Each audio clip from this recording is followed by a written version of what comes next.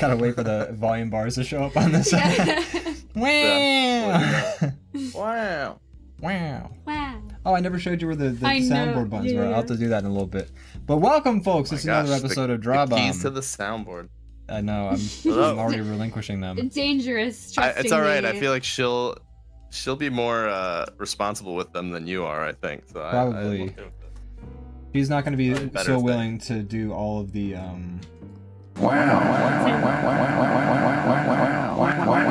could you do this? How could you do this? Oh my gosh, take the keys away. She's lost her responsibilities. My goodness, my goodness. Welcome to another episode of DrawBomb, folks. I am Ian. That is Brandon up top. That is Giana right next to me. This is the show where... Welcome, Brandon. How are you doing today? I'm doing great. How are the two of you doing today? I'm doing great. Doing pretty good. I can't complain. Excellent. Wow. Good to be back. Wow. Good to be back. Wow. Hello. Wow. Nicely done. Nicely done. Thank you. Brandon, what have you been up to these past week? Oh my gosh. So many things. First off, went to work. Whoa. Mostly every day. Same. End of list. Oh wow. Damn. Pretty exciting stuff. Dude, you could write a novel. Good stuff. I could. It wouldn't be that interesting, but I could write one. The next great American There'd be novel. a lot of repeats. Yeah, exactly. It's relatable, you see. That's right. Well, Brandon, what a rip-roaring week you've had. How about you two? Did you set any couches on fire last night? Uproot any, any like. I greased a bunch of poles. Like you greased the poles. I escaped the city before we won. The pandemonium. Yeah, I didn't even wanna be there for it, so I came up here and we watched the end of the game, and it was really cool. Yeah. Nice. Yeah. I mean, there's one thing that's for sure is that Philly was gonna riot either way. So that's correct. Yeah. Yes. Exactly. It's just a difference between whether it's a happy riot or a sad riot. Exactly. Is it anger or is it celebration? Positivity is a better thing to for sure. The mob to be behind for sure. If it's a happy mob, there's like one or two few less cars set on fire. Uh-huh. Yeah. Still some cars set on fire, but less. Yeah. Just less of them, yeah. Mm-hmm. Any of the cars that were set on fire last night were probably offered up, but they're like, I'm so excited, I'm gonna set my own car on fire. Right, yeah. The sacrificial car. Yeah, exactly. You put your least favorite car outside so that's the one that gets set on fire. Your least favorite car. Yeah. If you have one, you know, because the average American can afford multiple cars. Yeah, you know, like how I have cars, you know. I have several, you know. It's a hobby of mine. That's right. It's great. I remember I have like a coworker who like talks about his good old days of like owning a bunch of cars, and I'm just like, that's what I'm like every time I just sneeze at him. Yeah, that's how you respond. Yeah. He's like, yeah. I'm allergic to things I'm not relatable to. I used to have a Cadillac, and I had a bunch of muscle cars, and even like a Hemi. What do you think about that, Ian? It's a good way to, if you could sneeze on a command, it could be a very good way to get out of conversations or away from people you don't want to talk to. Nobody likes being in the proximity of a sneeze, like being in that blast zone. No, you don't want to be near that because I mean it's just rude, and also after COVID, everyone's on edge after a sneeze. Yeah. You know something really weird to me? I'm sure you guys have experienced this as well. When you're talking to somebody and you're like, oh, how's it going? You're just making conversation and they're like, I'm feeling terrible. I'm really sick. And they're like standing an inch away from you. And I'm like, what the? Lead with that. It's genuinely frustrating. And it's like, you show up somewhere and they're like, oh no, don't come near me. I don't feel well. I'm like, then why are you here? Yeah. Why couldn't we postpone? Right.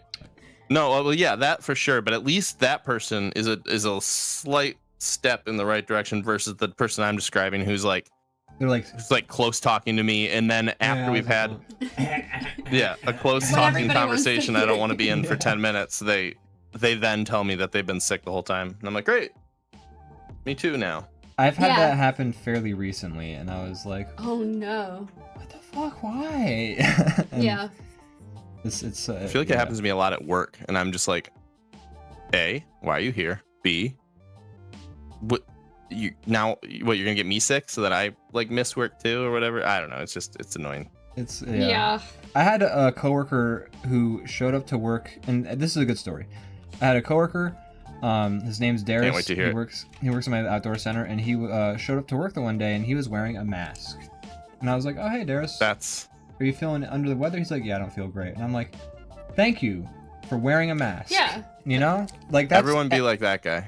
Exactly. Everyone be like Darius. Like for the longest time, ever since like, you know, when like in like Japan or China, when someone feels sick and it's like normalized for them to wear like a face mask, I've been like, why can we not do that in fucking America? Why can't people who are sick, why can't we normalize it that you just wear a mask instead of like being like, are you wearing a mask? You go rob a store or something like that? And it's like, can we please normalize wearing masks? And sure, maybe it took millions of deaths in COVID to do it to some extent. But for the non-crazy people out there, they mask up when they feel sick now, thank God. Yeah. Yeah, happy to see it is more normal than it was, which is great. I remember during COVID being like, saying that, like being like, well, at least on the bright side, this will become a more normal thing. And then it went a totally different way than I could have ever expected, which is adult tantrums just across the board. How dare you tell me not to wear a mask? Kicking and screaming. I can't breathe. God, what that? It's like, I'll get people sick if I want to. So, strange reaction that I didn't expect, but still, you know, if that hadn't happened, it would still be strange to show up with a mask now, like without the context of COVID. I think people would be like, what are you doing? Why is that on your face? Don't do that. Yeah.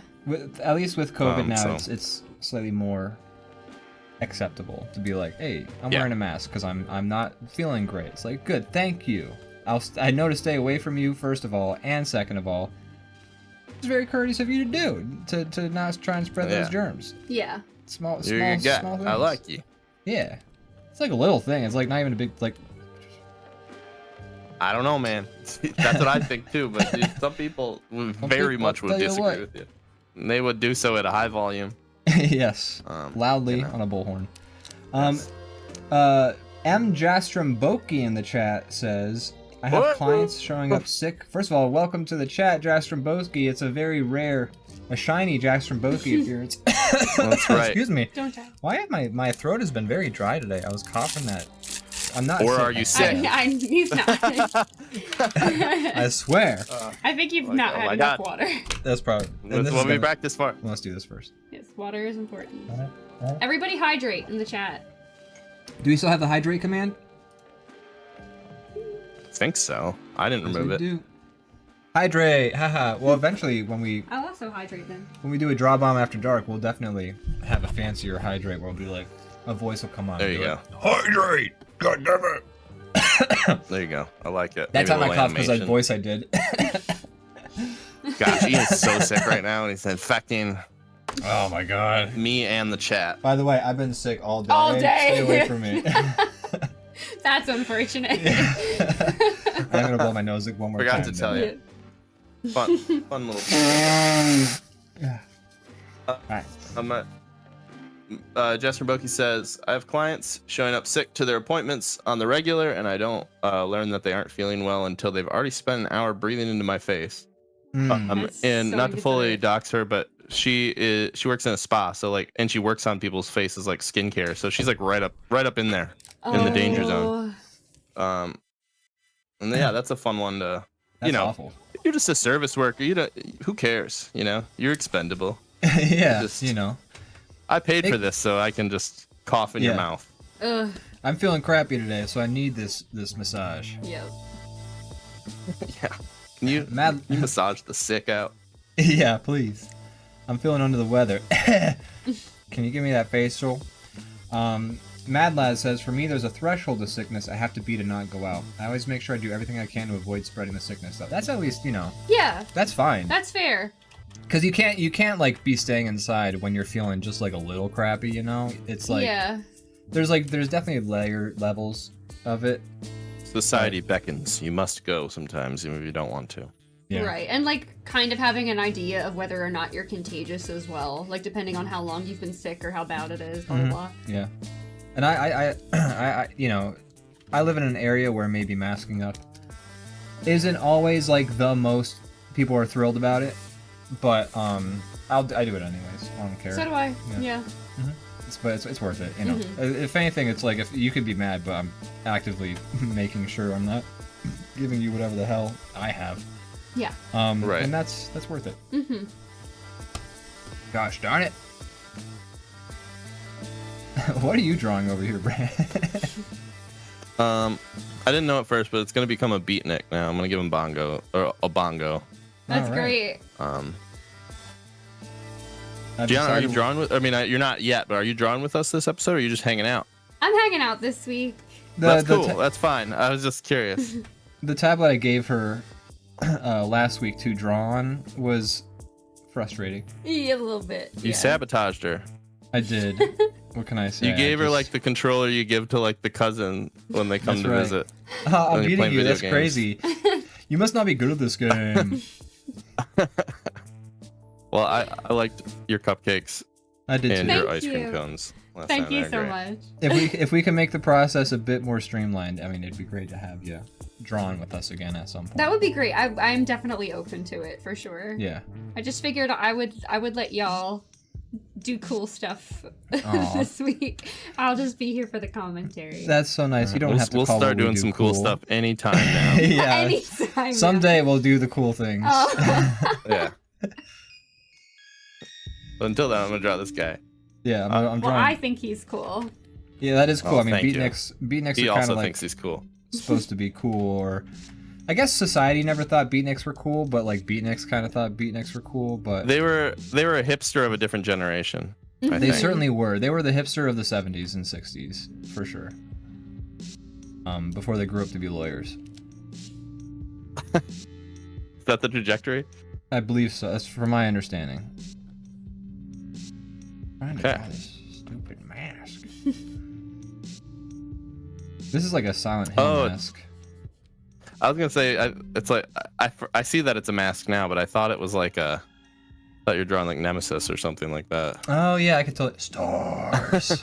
It could easily be that. It could really. Nemesis has COVID. Yeah. He is COVID, I feel like. No, I've got SARS. Which is a form of COVID. Yeah. You're like, I need everybody to understand this joke. Ian, you should play 3 on stream sometime. I should. I really want to. It's pretty good. I feel like it got a bad rap when it came out because it was like 2 was so good that when the remake for 3 came out, people kind of...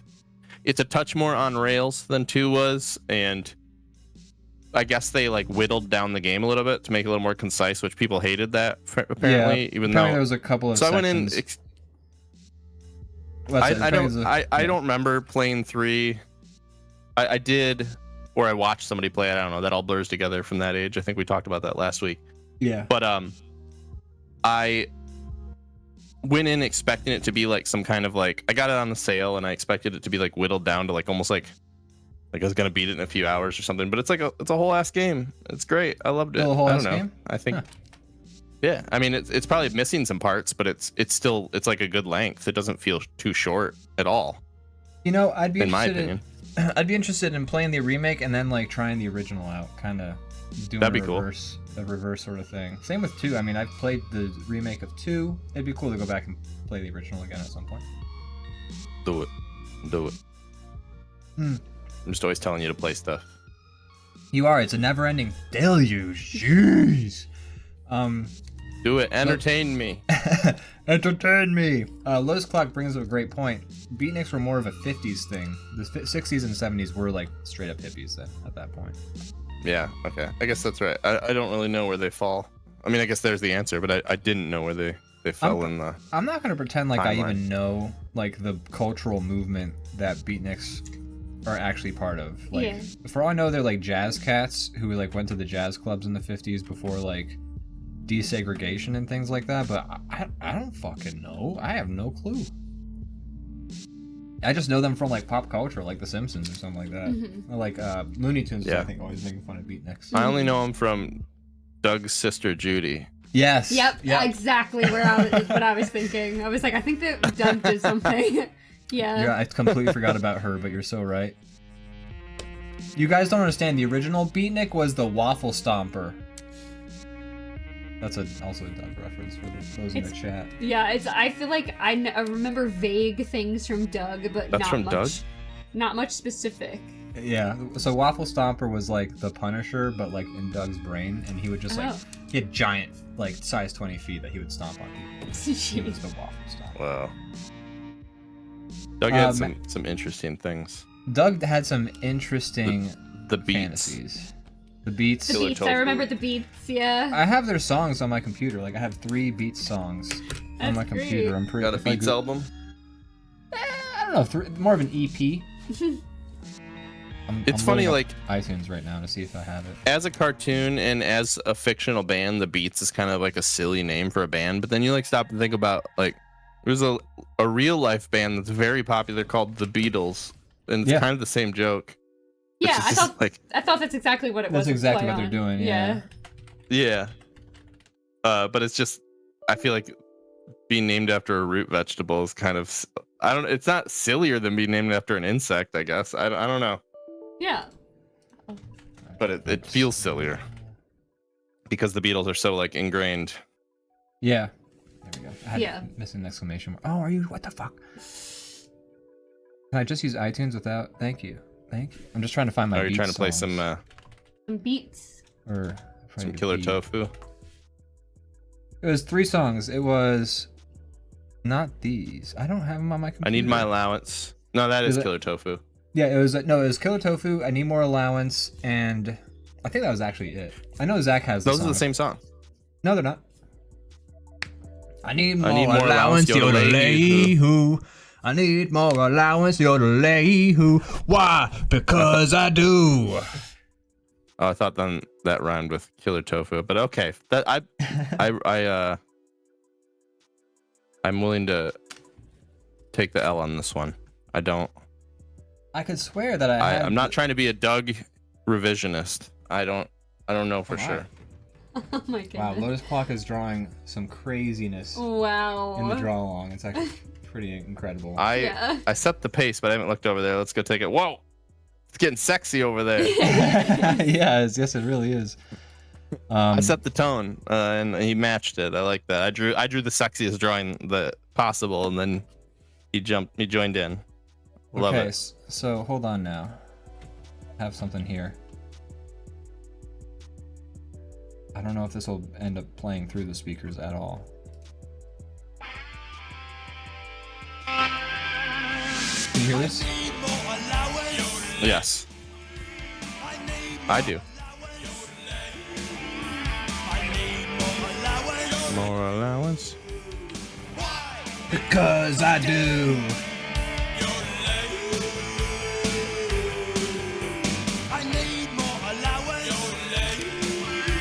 So that was I Need More Allowance. Yeah. And then there's the classic. Oh, it's Killer Tofu. Yeah, I think I said that already. 95. You'd love to see it. Ugh. This song kind of is a bop though.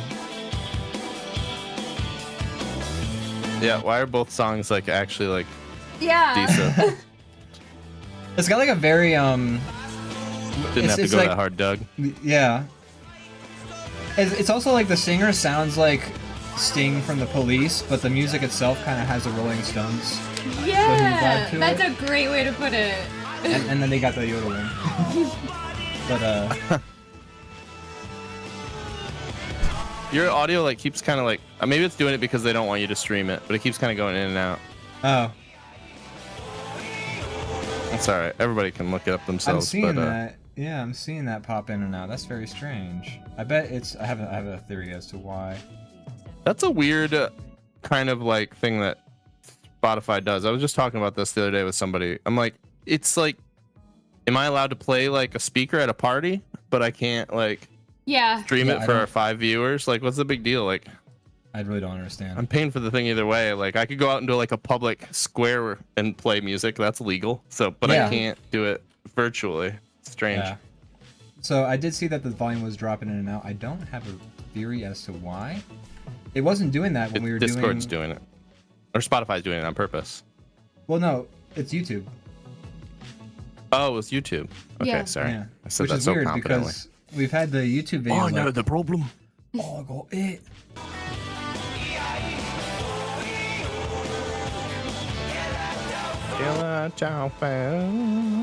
Hey. And then they actually have like a straight up like ripping guitar solo. Like, Oh, really? yeah, I think it's gonna happen around here. Usually. It's pretty That's sick. really I wonder awesome. who the band. I wonder who the actual band is. Yeah. I have always wondered that because I want to know like, okay, so like a lot of cartoons have like kicking bands kind of doing background music, like a thankless job sometimes. Like, have you ever wondered who's doing the background music for like SpongeBob? Like when they start to get into the hijinks and it starts going like. I know a lot of those Yeah. are actual songs that existed pre SpongeBob because I've Really? seen some like TikToks of people being like, I found this like old 50s like Hawaiian album. I bet you'll recognize a few of the songs, and they're playing through them, and a few of them are just straight up like SpongeBob, like Wow, like background music. that's interesting. That's awesome. There was one There's some show real I good was- ones in there. I'm sure they're probably cheap to license, and then you just like classic. There you stuff. go. Yeah. I used to have the Laughing Belt song as like my phone ringtone. Oh yeah, I think I have that. Let me Oh see. my god. My brother and I, like. Yeah. This was my Got locked ringtone and for loaded. all of college. You certainly do. Me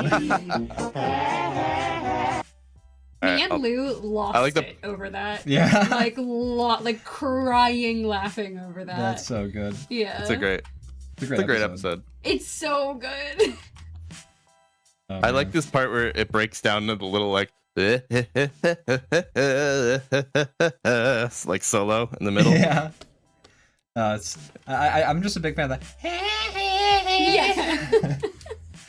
That part cracks me I'm up. trying to think what that tune is in the middle. It's dun Can you dun play? dun dun dun dun dun. It's Oh, dun, dun, Yankee dun. Doodle? Yeah, Yankee Doodle. Can you Yankee Doodle. It does a little Yeah. Yankee Doodle laugh in the middle too, which is great.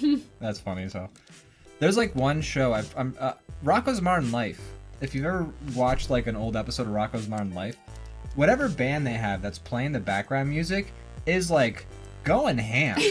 Like and like playing like the funnest like psych surf rock like for a background music for like a TV show like cartoon, just kind of going crazy. It's I remember like watching an episode of Rocko's Modern Life and at one point noticing the background music and being like, it's just jamming. And it was like it feels like they were like they had like I don't know if I'm probably incorrect on this. It felt like the vibe was they had the band in the studio like seeing the episode and then like when the stuff would pick up they just start going like bloop, bloop, bloop, bloop, bloop, and like play along with it instead of like Probably. That's a having, bygone like, era. yeah. I'm I wish I having, mean, like, for composers, I'm sure it's better to just be able to like yeah. sit at home and do it on your and then send it in. I'm sure that's nice. But Yeah. I do like that. There's a very specific like vibe, especially in like procedurals and dramas. Like Mhm. me and Morgan have been watching a lot of X-Files, and you can tell it's just got that like man on a keyboard in like a studio watching the episode and just like playing like some 90s drama theme. It's great. I do miss that. That was a fun vibe. Mm-hmm. That was I feel like the Yeah. last we ever saw of that was in the movie Forgetting Sarah Marshall, where like that's like the main character's job is he's like the guy in the studio playing the piano. Yeah.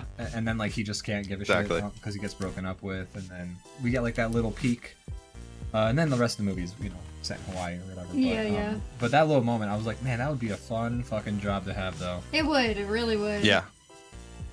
That reminds me, one of my core memories is like maybe like middle school, high school.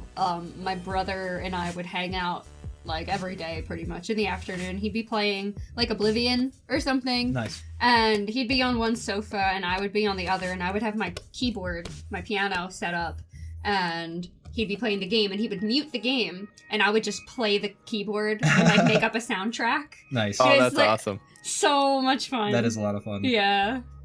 I would love to, that's the one thing I like, if I knew how to play instruments more on the fly, I would love to be able to just like riff. That'd be the ultimate fun, I think. It's really fun. I haven't done it in a long time. Oh gosh, why not? If you want to boot up a game, I'll play you a soundtrack. All right, yeah. I would, that'd be great. It'd be fun. It would be. Improv. Music. Great. Mhm.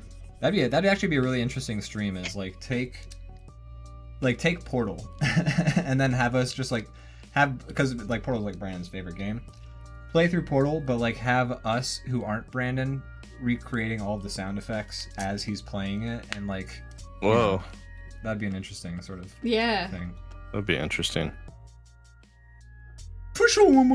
Huh. Such a specific thing. Yeah.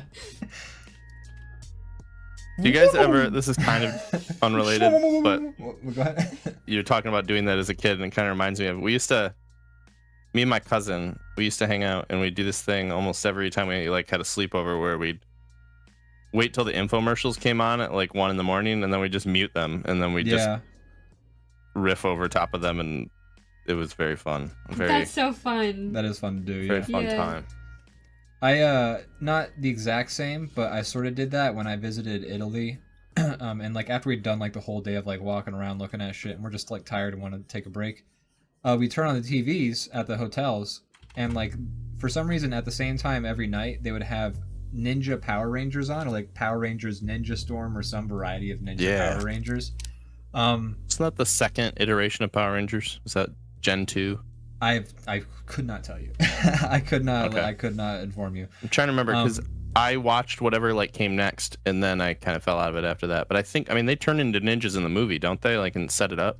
Yeah, but this You is don't like remember. You just said you don't remember. Well, no, but like in the whatever show this was is like they're ninjas. Like their whole thing is ninjas. Like they're always kind of ninja looking, but this TV show. No, but at the end of the second original cast Power Rangers movie, they all get like gis, and like they're all dressed like ninjas of their colors. Like they have the little, and that set up the next like generation of the TV show. I think, if I remember correctly. I could not confirm or deny for you. You know? Maybe I'm having some fever dream that's not accurate, but that's how I remember it. We've been talking about watching Power Rangers during DrawBomb After Dark. I would so be down. I'd be super duper down. I'm fucking. So you don't know how down I am. I'm more down than you are, bro. I'm more. You think you're down? I'm down. I'm down.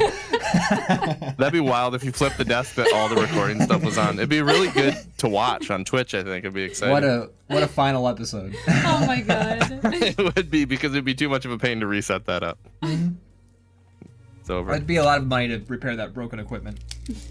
Sure, that too. But but like we would watch the Italian Power Rangers, and we wouldn't be doing the voices along with it, but we'd definitely be like trying to figure out, what do you think they're saying? Oh wow. What's even the plot? And usually you could tell.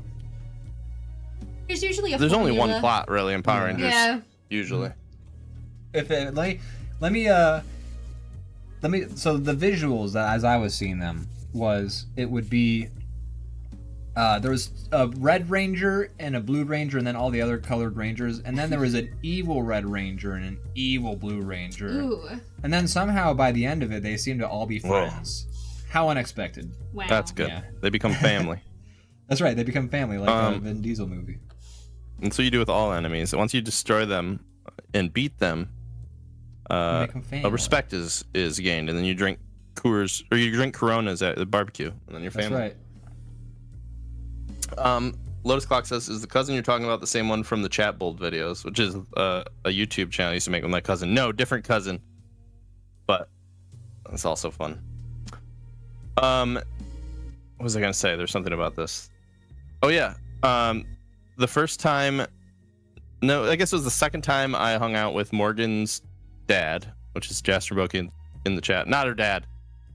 Oh Yeah, man, now I'm crossing threads. Jastroboki That's is Morgan. I figured, but I wasn't The sure. Fair. The first time I hung out, or second time I hung out with her dad, it was New Year's Eve, and we, they like to occasionally like, book a hotel, and then they just have the whole family over on New Year's Eve, and we all just hang out there. That's awesome. It's just kind of fun being like in a different spot and all that. Yeah. And so we were at this hotel, and we were all hanging out, and most of the other family had left at this point, but me and Morgan also booked a room there, so we could just like go there afterwards and hang out late. And it was like 3 a.m, and somehow me and her dad had found like it was Mission Impossible 3 was on, and we had it muted, and we were doing voices for it. Nice. And I'm like, I love this guy. That was the moment I knew. This is awesome. That's a good bonding moment. It's a very good bonding moment. He's awesome. He's great.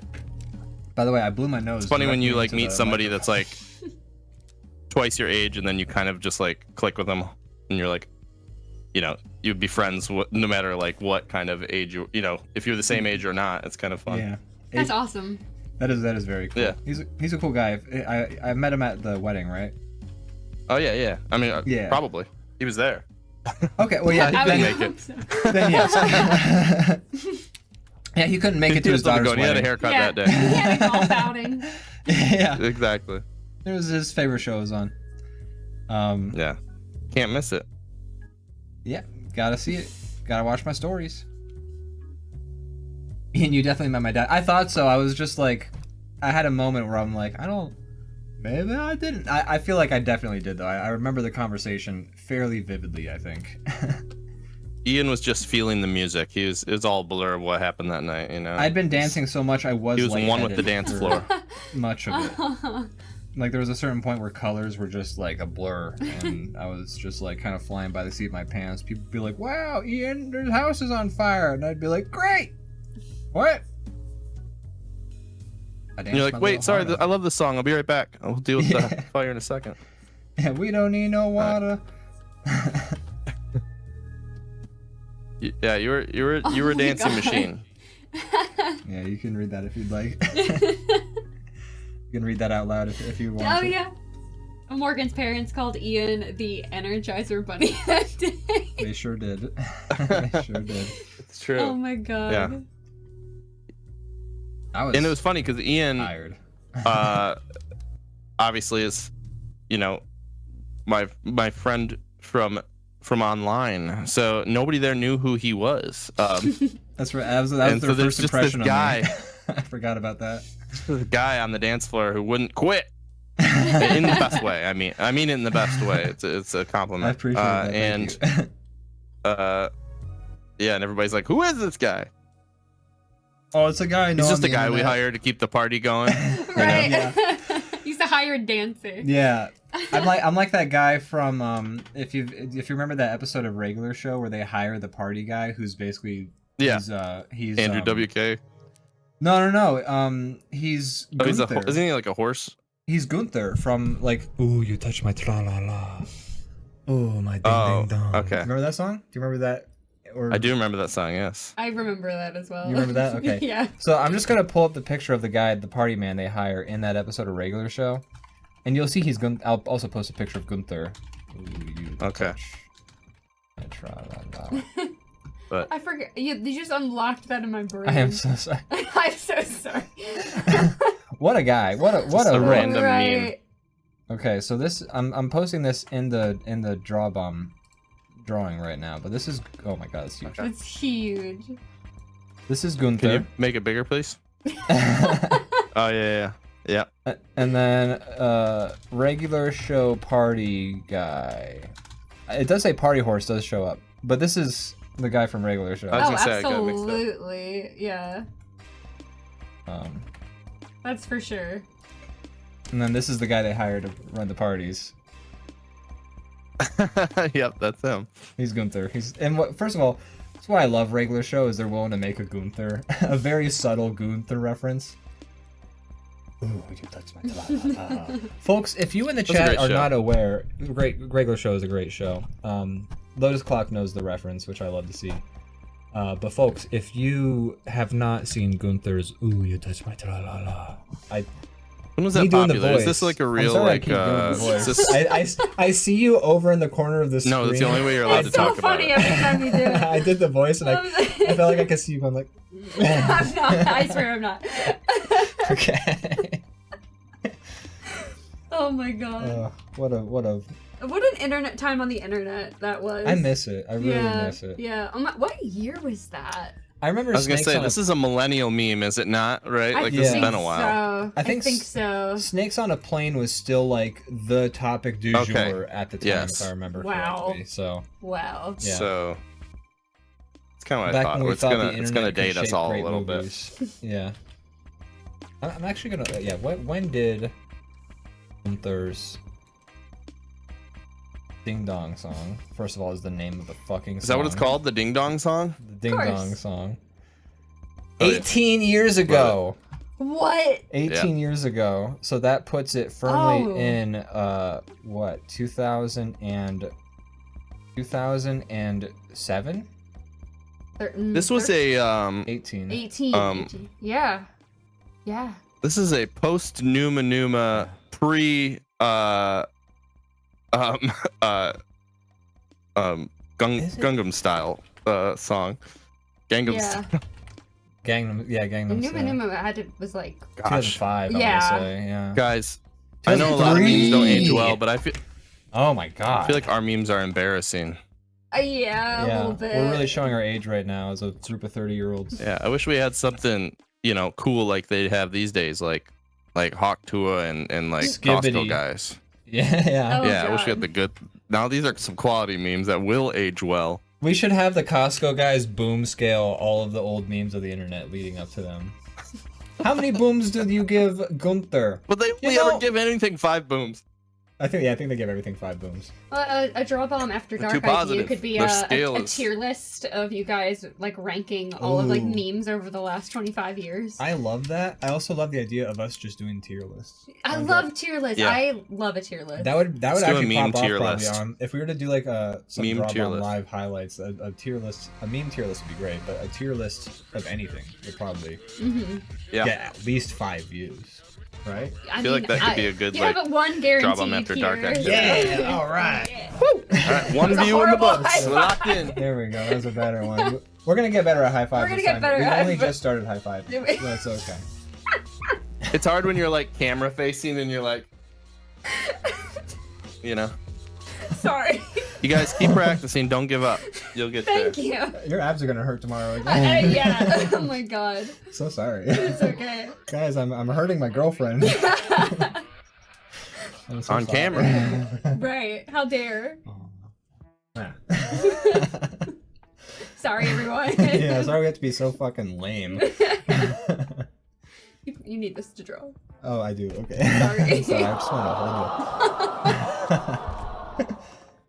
Just want to make you feel more uncomfortable. Wow, you're so dominant. I'm dead. Oh my god. Oh my. I like the tier list idea. I think that's a good idea. Tier list idea. A good DrawBomb After Dark activity, I think. Yeah. A tier list of memes would be great because I'm sure that's a list. They have like that tier list website where they have like the web page already like ready for you to drag images onto it. They have their own like pre-made tier lists ready to go with like images that people make. So we could just like do it. Wow. Pick one and be like, wow. Or I'm sure whoever's got the. Oh. I was like, I said just do it, so I figured. Yeah. So okay. So this bell is the soundboard, and then that'll take you here. Like words. So I put the Owen Wilson down here because I want to get to it quicker than ever. So. Wow. But words are. You're like, this is a priority sound. I need to have this one locked and loaded. Yeah. Legitimately, I ready to did go though. at a moment's notice. Yeah. Now, if you have any questions about, I sometimes do that with some of I them. mean, feel free to click one if you want. It's okay. go, Jerry. Ah, that's a shame.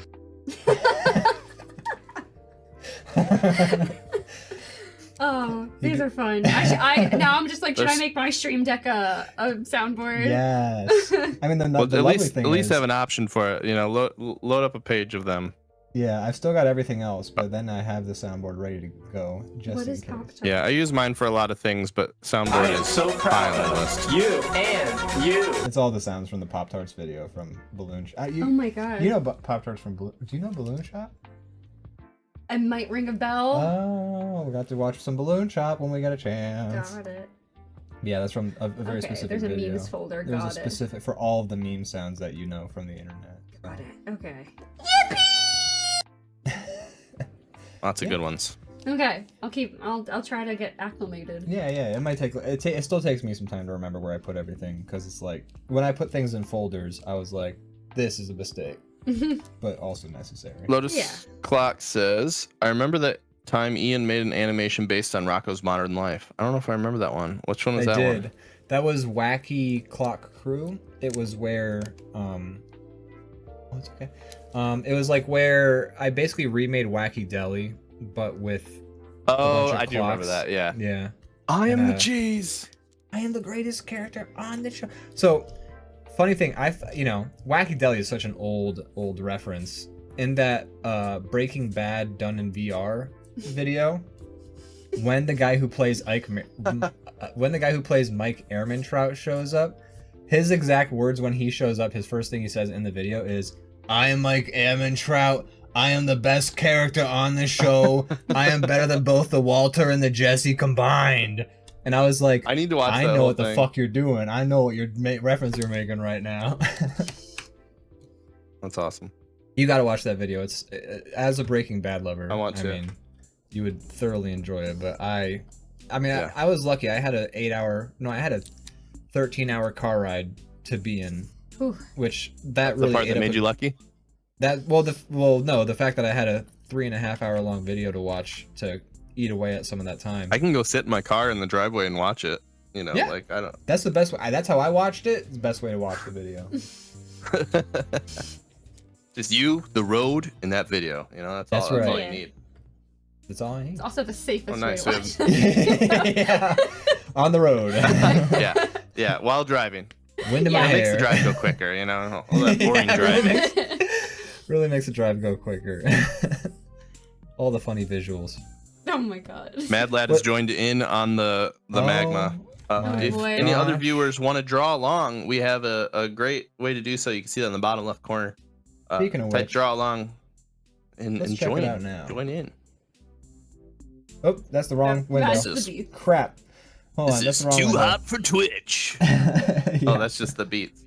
I have the fan drawing set up to a different button than draw along, and I should really just. Yeah. They should be the same. Maybe we could like make the fridge similar to like how I do with the TV, where it like pops up or something. Ooh, I love that idea. And then I don't know it'll if that'd switch be over to a the good full idea or not. screen. No, I love that. So this is the draw along we got so far. Oh my god. So let's just go over what is happening in this picture right now. You I set drew- the tone. You set Yeah. the tone, and you should have known what you were doing. Didn't know how sexy it was gonna get. It's gonna get so sexy. Not safe for Twitch. Oh my God. Not safe for Twitch. That's right. So you drew the now I man- know why they call it magma, because it's hot. Whoa! Hey, why is our Twitch viewer count jumping up so quickly? That's crazy. So you drew the tiny man in the Speedo with the hat. Yeah. Is the hat like a Smooth Criminal hat, or is that just? I a don't hat? know. He's kind of look. So like the show starts and then time's up for me to work on this. 'Cause then I move over to this thing. So I don't know exactly. I was kind of gonna do a Smooth Criminal thing, and then I was running out of time, so I just put him in underwear. And it was over. with. Okay. So then Lotus There you Clock go. followed that up with a lovely DrawBomb lady who is a grenade for a head. Mm-hmm. Which is, again, Lotus Love Clock's that. continuing the tradition of finding new ways of personifying It's a awesome. bomb. It's really fun to see. Yeah, Yeah. it's been really fun. I've been like excited to see everything he does each time. Yeah. But now they look like some kind of like I don't know, acting troupe or something. I don't know what's going on. Is this what Yeah, burlesque is? Is this They all what have a burlesque similar is? they all have a similar thing going on. It feels choreographed. So I'm loving it. We have 3 different kinds of bombs going on, and they're all tipping their hats. My favorite trick of a Do you also say "milady"? yes. Yeah, and he has a set of dice in his pocket that he rolls every so often. That's right. Oh man, that Tim Robinson sketch. Okay, actually, speaking of Tim Robinson, I know something we could talk about. It happened last night. Yeah, I was gonna bring that up too. I thought that was pretty funny. Yeah. The Super Bowl happened. Amazing. That wow, us kissing just blurred my whole camera. Too hot for Twitch. Not safe That's for right. Twitch. That's right. But yeah, the Super Bowl happened last night. Go Birds! Eagles Yes. won. Hell yeah. Kicked ass, actually. Yeah. Oh, I just remember we briefly touched on the Super Bowl, but now we Yeah. can actually talk about it. But yeah, so everyone's favorite part of the Super Bowl, we all know, is the commercials. Yes, I only got to see a couple, but Yeah, I was driving. I'm actually sick of the commercials. In all honesty, Yeah. they're just all like, "Hey, who are you? Whoa, Hugh Jackman. What are you doing here with Tostinos? Oh, I brought along Helen Mirren and Ryan Reynolds and Morgan Freeman and just name every actor you can think of, and they just like show up in every commercial. So Yeah. It's really kind of fun to try to guess what they're gonna sell at the end, because it's like, in this country, we say yes, sir. We salute our flag and we love America, and that's why with Cheeto, we always reach for the cheesiest snack available, Cheeto. Yeah. It's That like is that's like accurate. how the commercials always are, and it's always like, what is this even going to be selling? I have no idea. yeah, that reminds me of this video on the internet a long time ago. It's like 3 minutes long, and the first 2 minutes and 50 seconds are, "What is freedom? Where do you go when you feel free? How do you feel free? What is life to you if you're not free?" And it's like going on for 2 minutes, like profound expository, blah blah blah. And then like the final shot is it just shows like a car driving into the frame, and the narrator just goes, "It's a fucking car commercial." I thought it was That's always the perfect. case. That's great. Yeah. Yeah. I think of that every time I see like, "Where do the roads take you?" In my head, I just hear, "It's a fucking car commercial." Yeah, It's great. And But that's- so yeah, the case most of the time. that is the case most of the time. And a lot of the commercials during the Super Bowl I felt like the last Super Bowl was like we were knee deep in the celebrity cameos. This one still felt like I didn't watch all the commercials. I barely paid attention this time around, in all honesty, to the Super Bowl. Yeah, But the commercials felt a little less cameo laden. I did hate to see a Starlink commercial like first thing in the Super Bowl. I'm like, oh fuck yourself. But cause fuck Starlink. But yeah, I don't know. I feel like I saw a combination of commercials that were both like full of celebrity cameos, and then ones that were like almost trying to not do the celebrity cameo because everyone else had been doing the celebrity cameos. Mm-hmm. But what I'm really here to talk about is how much I enjoyed the Tim Robinson commercial. I thought that it was great. It really felt like they like had a hand They in wrote writing it. it. Yeah, it did. And it was funny. It it was good. It was what I would hope for out of a Tim Robinson commercial. I thought it was quite Yeah. funny. Mm-hmm. Like how the thing just like dies in the doors. And I just thought it was really funny how they're just like, we didn't know him as well as you guys did, so this actually doesn't hurt as bad for us. Yeah. And the kids are like crying. Like not short of trying. I mean, he just wouldn't let us in. Yeah. You need to watch Detroiters. I do. I need that to is- watch it. That's the vibe, because it's them too, and they're like a duo. And I thought it was a sketch show too, but I didn't realize that it was actually like a Oh, there's like a plot, sitcom? but- oh, okay. yeah. But they're ad guys in Detroit, and they're trying to like run an ad company. Oh, But okay. it's just that's their dynamic. They're just like these two like dopes who like they love each other. They're like best friends, and it's really good. I'm almost done with season 1, and there's 2 seasons, and it's really good. I'm just like kind of surprised I didn't watch it until now. I would love to see it. I do love that. I've seen one clip of Detroiters, and I thought it was hilarious. It's also Michigan themed, and they really lean into that. Oh, I'm sorry, I didn't mean to cut you off. Go ahead. it's okay. No, I mean, Michigan theme is cool, especially for a guy who was out there in Michigan. But the one scene I've seen from Detroiters is they're shooting a commercial for like a mirror store, and they have to keep trying to get themselves out of the shot of the frame because like they just keep showing up because it's a store full of mirrors. And they just fail horribly, and it's just like a mirror commercial where you just... They're in every shot. They're in every shot of the mirror commercial. And I thought that was really funny, so I was like, oh, cool, I can get behind There's this. this funny bit in that episode where they're editing. They have like this like teenage girl who like edits all their commercials for their company. Mhm. And maybe not teenage, but she's young. And it's like this running bit where they're like, can you just like enhance the video and like digitize it so that we're not in there? And she's like, what are those aren't real terms, like I can't just do that. And they keep just naming like things like, go ahead and I'm gonna need you to like making up like terms to like get rid of it. Like and then CSI at the end of terms. the episode somebody else edits it for them, and they're like, oh yeah, we just digitized you out. And they're like, see, I knew that was a thing. And she's like, That's funny. That's funny, yeah. That's good stuff. it's a good show. I recommend it. I think you'd I like gotta it. check it out. I've been meaning to. It's on. Netflix. That's right. You told me that, and I keep saying, what's it on?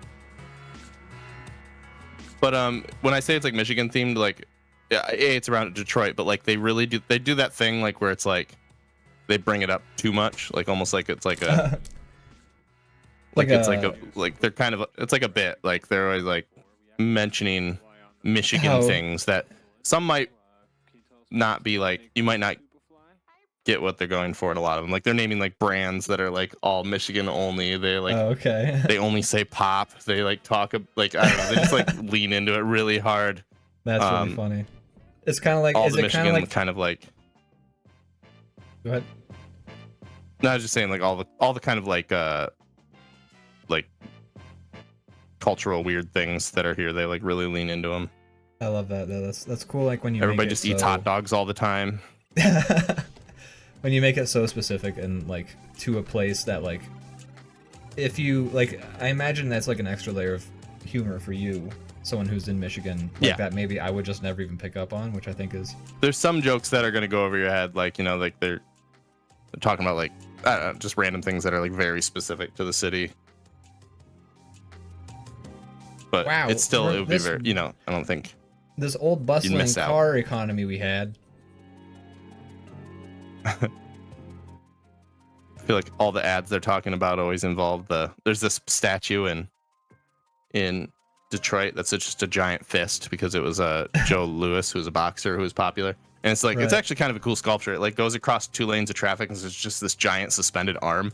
But That's like, awesome. if you ever see commercials based in Detroit, I think it's Chrysler that's based in Detroit. But like, if you ever see commercials based in Detroit, they just show it all the time. It's always like, so they make jokes about that too, where like every commercial has like the Joe Louis fist in it and stuff like that. That's fun. But it's a good show. I think it's, you know, fun for everybody, but there are some bonus things for somebody who lives here. Yeah, is the Michigan stuff, is it kind of like the same vibe as like in like Walk Hard, a Dewey Cox story? Anytime they have a famous musician who's played by somebody, not that famous musician, but like they have like Elvis Presley on, he's like, hey, how's it going? I'm Elvis Presley. And then everyone's like, wow, Elvis Presley. Like they always use their full names because they have to like reinforce the fact that it's this famous musician. Mm-hmm. So it's like the Beatles are like, when we talking to each other, it's like, hey, John Lennon of the Beatles, how are you doing? Oh, Ringo Starr of the Beatles. I think that's funny. A funny bit to do, because I think a lot of times because they do that, they don't have to actually make the impression good at all or the costume good at all. They can just be like, this is so and so from this, and then move on. Yeah, that's a great kind of way to do it. Walk Hard is such an underrated movie. I have told like 5 people recently to watch that. It's a great movie. It's such a good. Have you seen Walk Hard? Oh my god, I think you would get a kick out of it, especially as a musician. That's okay. Especially if you've watched any biopics, because it's all the tropes, like one after another. Yeah, like it's such a good parody of biopic movies that I saw the James Brown bbiopic after watching Walk Hard, and I was like, you guys can't be doing the same scenes from Walk Hard, unironic. No, they did not learn their lesson. They're still doing the bits. Like Walk Hard is now like probably More pretty old, relevant. right? Like, Yeah. Well, it's pretty is old. that I was in newer high or school. older than newer or older than Tra La La or whatever? But it's Ooh. Gunther.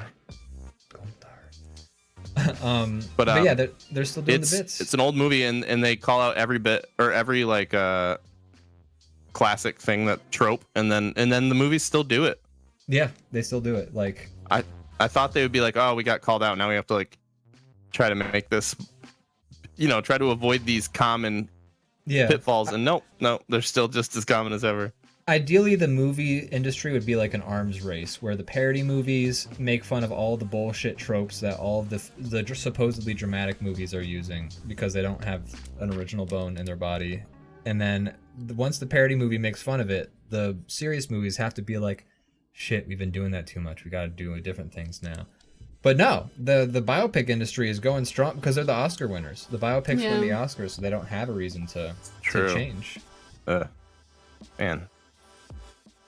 I mean, I hate the to fact be just that like a contrarian, like jaded movie watcher, but why are some of these biopics so bad and then they're so like well received? I just don't understand. I'm not trying to just be that guy that's like, oh, everyone likes it, so I don't. But like, seriously, like, well, it's like there's something about that genre. It speaks to how actually interested maybe the people who actually choose who wins these like awards is, because it's a conversation I've been seeing happening with this Oscars, because there's all that like talk about that Emilia Perez movie, which is like, there's a lot everyone of things says it's terrible. There's a lot of things to say about that movie. Winning awards. It's winning like, it's like nominated for like 15 awards. My buddy Patrick sent me, I actually still need to watch the video, he sent me like the Vaginoplasty song on YouTube. He like texted it to me. Yeah, I saw that and too. Like, I saw part of it and I was like, it feels like this feels like the Blaze article or some shit like that, like just some like hyper conservative like like parody of this subject, because it just felt so out of touch.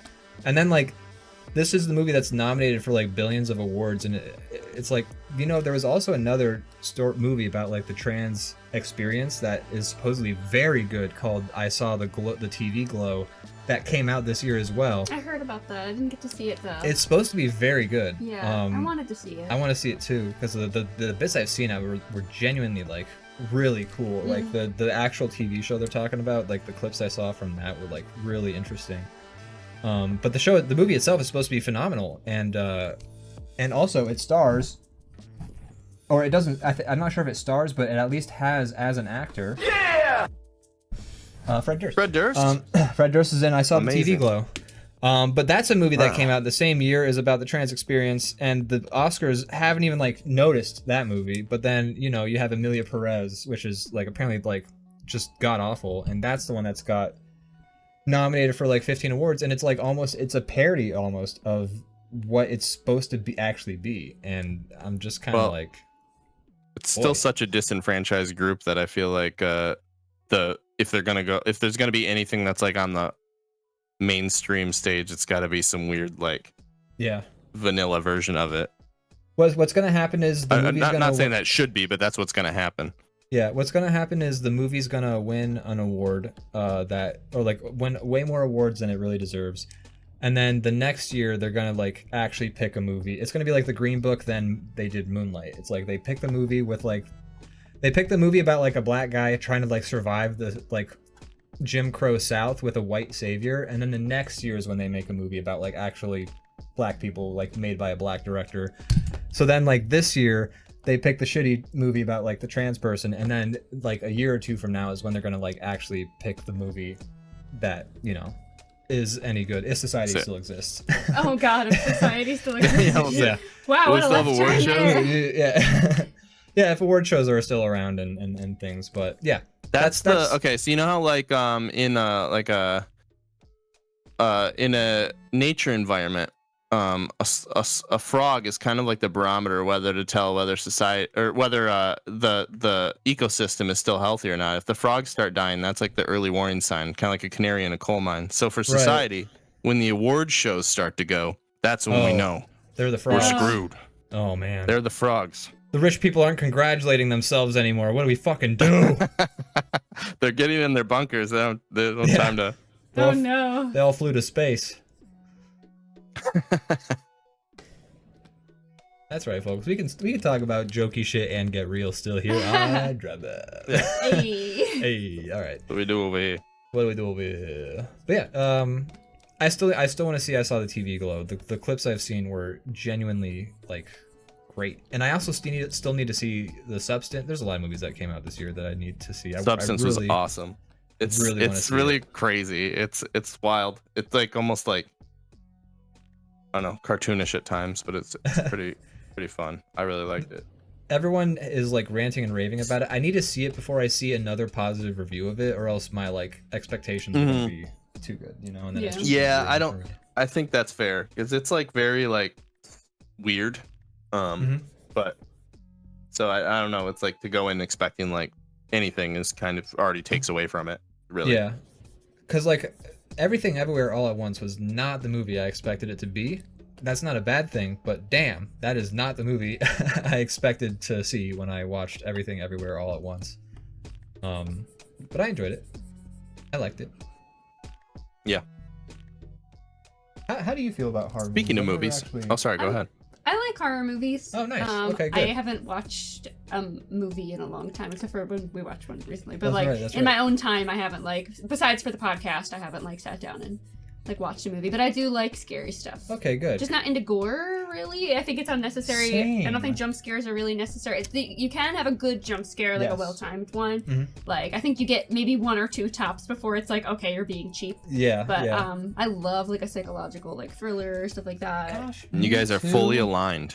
We're super duper aligned. I've Cool. said basically the exact same thing Yeah. before. So, yeah, we're pretty much aligned on that front, so that's cool. So we'll have to watch The Substance together. Sounds good. yeah. All right. It's gross. So- but it's- Okay, well we'll go through it. There's some Yeah. grossness, but it's kind of like, so there's some gore, but it's not like, it's like kind of cartoonish gore, and also it's like body horror type thing. It's kind of like gore in the Okay. way I do that love like The body Fly horror, had though. some gore, but it wasn't like people getting ripped apart. It was just like, ew, What? that's yucky. Here's the thing. I can deal with somebody getting ripped apart. It's if you rip them apart very slowly that I have an issue with it. My issue is Yeah, it's all about the um, speed in which well, they get ripped apart. yes.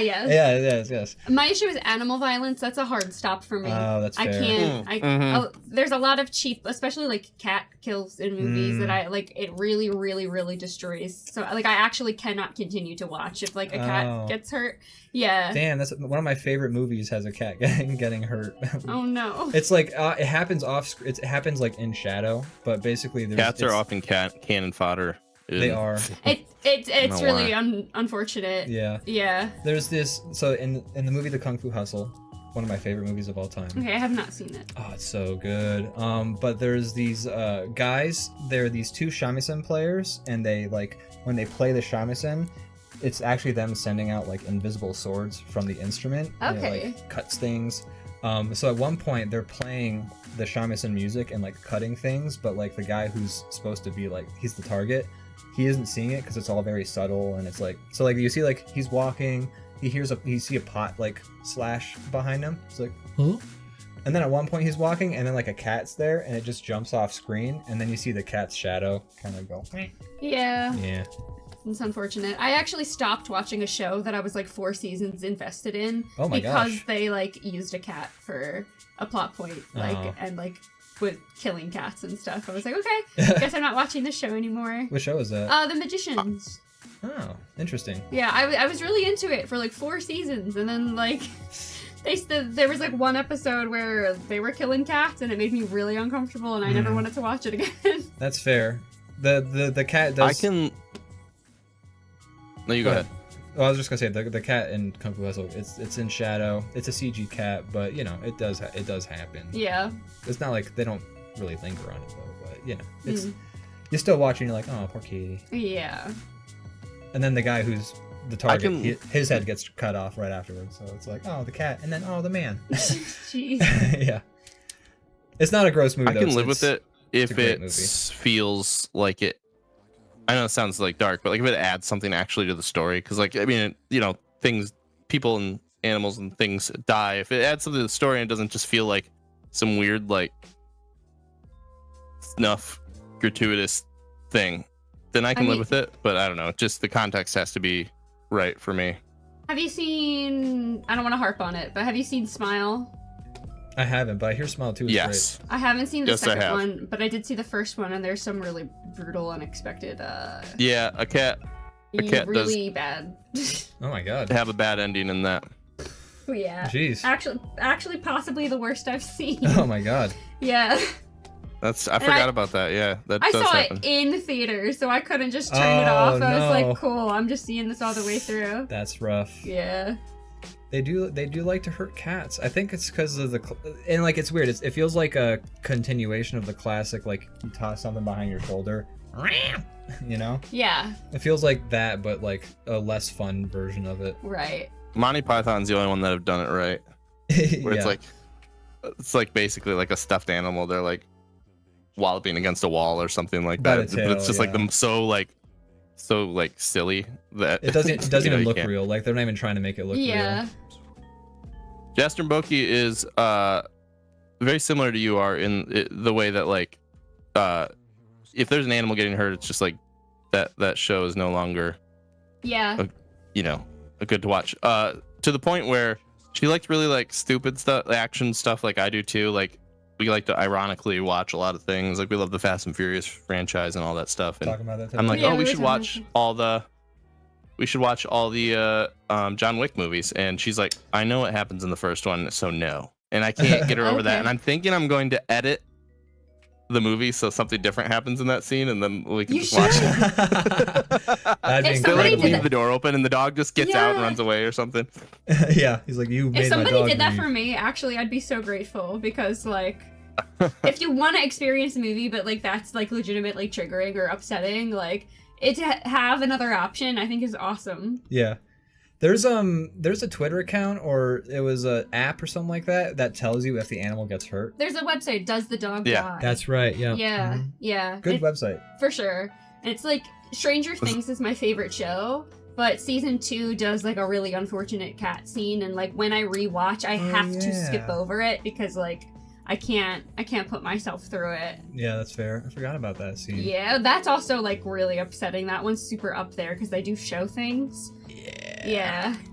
Yeah, that's unfortunate for that cat. I know it's like an innocence thing, and there's a million reasons. And I know it's not like I'm not trying to be like, I know it's like not an original thought, but it is really fascinating to me, like how desensitized we are to like humans just getting like obliterated in Yeah. movies I and do think television, about and then that. it happens to an animal, and it's just Yeah. like, oh, I gotta turn it off. No, and then somebody gets like blown apart in the next scene, and we're like, ooh, that's fun. Yeah. It's interesting how that happens. I do think it's like an innocence thing. It's like this animal didn't. It Right. is. As a cat parent too, Yes. it's like seeing a child like Yeah. yeah. Yeah. Ah, No, thank I you. think I'm just a bad person. I don't know. I'm okay with it all as long as it feels like it adds something to the scene or something, or like helps the tone or this or that. But I don't know. I don't think it makes you a pretty bad person. I think Yeah. I don't think it actually makes me a bad person. I just honestly, if I had to really like try to like self like therapy myself, I think I was watching a lot of movies I shouldn't be watching, way too young, and I think as a person I have a very good ability to I can get immersed in a story, but I also fully like separate it from reality when I'm watching Yeah. it. I think so what happening on screen doesn't really, I don't know, I can feel I'm feeling things while I'm watching it, but I also like don't take it with me after it's over in like most of the time. Yeah. Some movies so do, but So you're not like a movie crier? sometimes I am. Okay. I don't know. I don't know I don't know what I'm if it sounds contradictory, but I think like I get really immersed in the movie, but I'm also like, this is entertainment at the end. I don't know. It doesn't like, I don't know where the disconnect is. There's some kind of like, I separate myself from it, but I also like immerse myself in it at the same time. I don't know how how Yeah. to describe it. In like I think we have like a healthy relationship with pop culture, and everyone I know who I've talked to seems to also have that same healthy relationship. But so like always blows my mind when there's like those people where it's like, oh yeah, this actor played the bad guy in a TV show and received death threats from Yeah, like 10,000 people. That's It's wild. Never got that. It's like, what the fuck? You guys understand it's a TV show, right? Like, That just means they're doing their job really well. yeah, like that. You should actually be sending them thank you cards for how Yeah. good they made your damn show. But it's like, what the fuck? And and like the thing is, everyone who I've talked to about shows or whatever, like they seem like they've got a healthy attitude with it. But then apparently there's like a whole subset of people out there who they watch a TV show, they're like, fucking guy, and then they just like write a death net. Like what? Yeah. What the fuck? Like you go, Yeah, so you're like, it's pretty wild. you go on the internet, you're like, oh, freaking, oh, Jeremy Renner, I can't believe you were the bad guy in this thing. Where is Jeremy Renner's address? Jeremy Renner, an actor known as Hawkeye, this thing, and bad guy in movie. Oh, he's gonna get it. What's his address? And it's like, what? How? There's a weird And then, parasocial kind of thing that goes on these days that wasn't I don't think as prevalent in the past. no, that was like this phenomenon has been happening since like Star Trek at least and beyond. Yeah. Oh, really? Oh yeah, people have been like, what, actors in like Shakespeare plays used to get like shit on because of like being the bad guy and things. Like it's been a human phenomena for Yeah. as long as pop culture, as far as I'm aware. Yeah, I remember hearing like the kid who played Joffrey in Game of Thrones really got some shit. Yeah, You know? that's the one Yeah. my mind immediately went to too when you started telling Yeah. this kind of story. Yeah. He did a great job. He did so well. Yeah. That kid. Yeah, he really killed it. Yeah, he doesn't need to act ever again. He did such a good fucking Right, job. Like yeah. he proved himself. I don't think he wants to. From what I I've I don't heard. blame him. Would not blame him. Yeah. Guess what, Yeah. folks? You ruined it. It's your fault. I'm looking at you. You right Real there. quick, I You want to did this. You did mention Jaster Boki in the chat says It Takes Two was a terrible game. And she's referring to, there's a scene in it where I don't want to spoil the game really, because I think it's a great game that is a like awesome couch co-op game. Like it's really cool. Like the varied, like each level from the next is like almost like a fully different game design. And it's really cool. I recommend it. I think it's the same developers who made A Way Out, which we're playing They on did, yeah. DrawBomb during that. But there's a scene where you have to basically like kill a character. It comes back, but like you Oh have my to like god. you have to like kill this character, and it's like a cute toy like stuffed animal, and it like Aw. legitimately ruined Morgan's day, where she was like, this game, she's like, turn this off, I don't want to play this anymore. So I'm wait, like, no, the- it's okay. We're almost killing the stuffed animal character ruined Morgan's day, and not like the whole subplot about the divorcing parents. no, the divorcing parents, that's fine, you know, That's okay. that's great, that's okay. No judgment. No judgment, these- Morgan. You can feel these ways about these things. It's okay. But taking out the stuffed animal character really was a bad time for her. Yes, yeah. And I can see that. she stands by that opinion to this day. There's no like, you know, in hindsight, that was a silly, like, you know, that was maybe like, I don't know, she's still very like, that was a terrible thing. The people who made this game are evil. I love that game though. I recommend it. You guys should play it. It's I good should stuff. play sometime. Yeah. We've been playing A Way Out on the DrawBomb After Darks. I'm having a lot of fun with that. I'm interested in seeing where the story goes.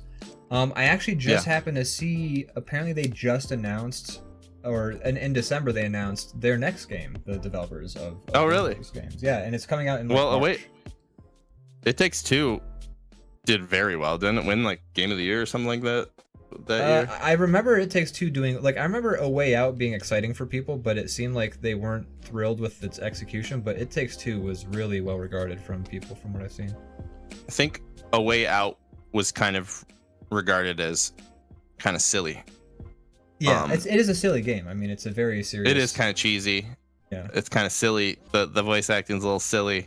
Mhm. It's fun, but it's kind of. It's goofy. I think it was just them kind of like working out this like system. Yeah. And then the second go around, they nailed it. I think. Yeah, yeah. And it's like absolutely. regarded by everybody as like a really good game, except for Morgan. She says no, 0 stars. No. But yeah, check out their next game. Actually, let me look it up real quick. Hold on, just gonna... Yeah, I didn't hear about this. I don't think. I'm excited. It looks so it's the exact same kind of game, but it's like a new setting almost. it's like the split screen situation again. Let me see. If I go to A Way Out. Hazelight Studios.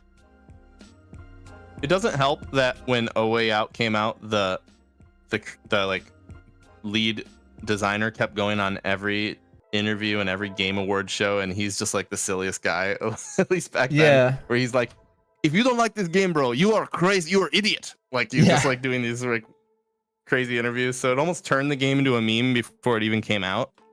I remember him demoing the game, and him like he was a very excited French guy and being like, "Aw, sweetie, you're so excited about your game." But yeah, okay, so the game that they're coming out with next is called Split Fiction, and it looks like kind of like it looks like similar to It Takes Two, where you're playing as two characters, split screen, doing like different adventures, and because it seems like the story seems like it's these two women who are friends of some kind, and they are like stepping through different stories because there's like a sci-fi part, there's them with like dragons and shit. Then the graphics are very good. But then it looks great. I can't wait to play it. This shit right here, but it's doing the same split screen thing. It looks pretty sick. I'm not gonna lie. If It Takes Two was as good as it was, and then they made this next, it's probably great.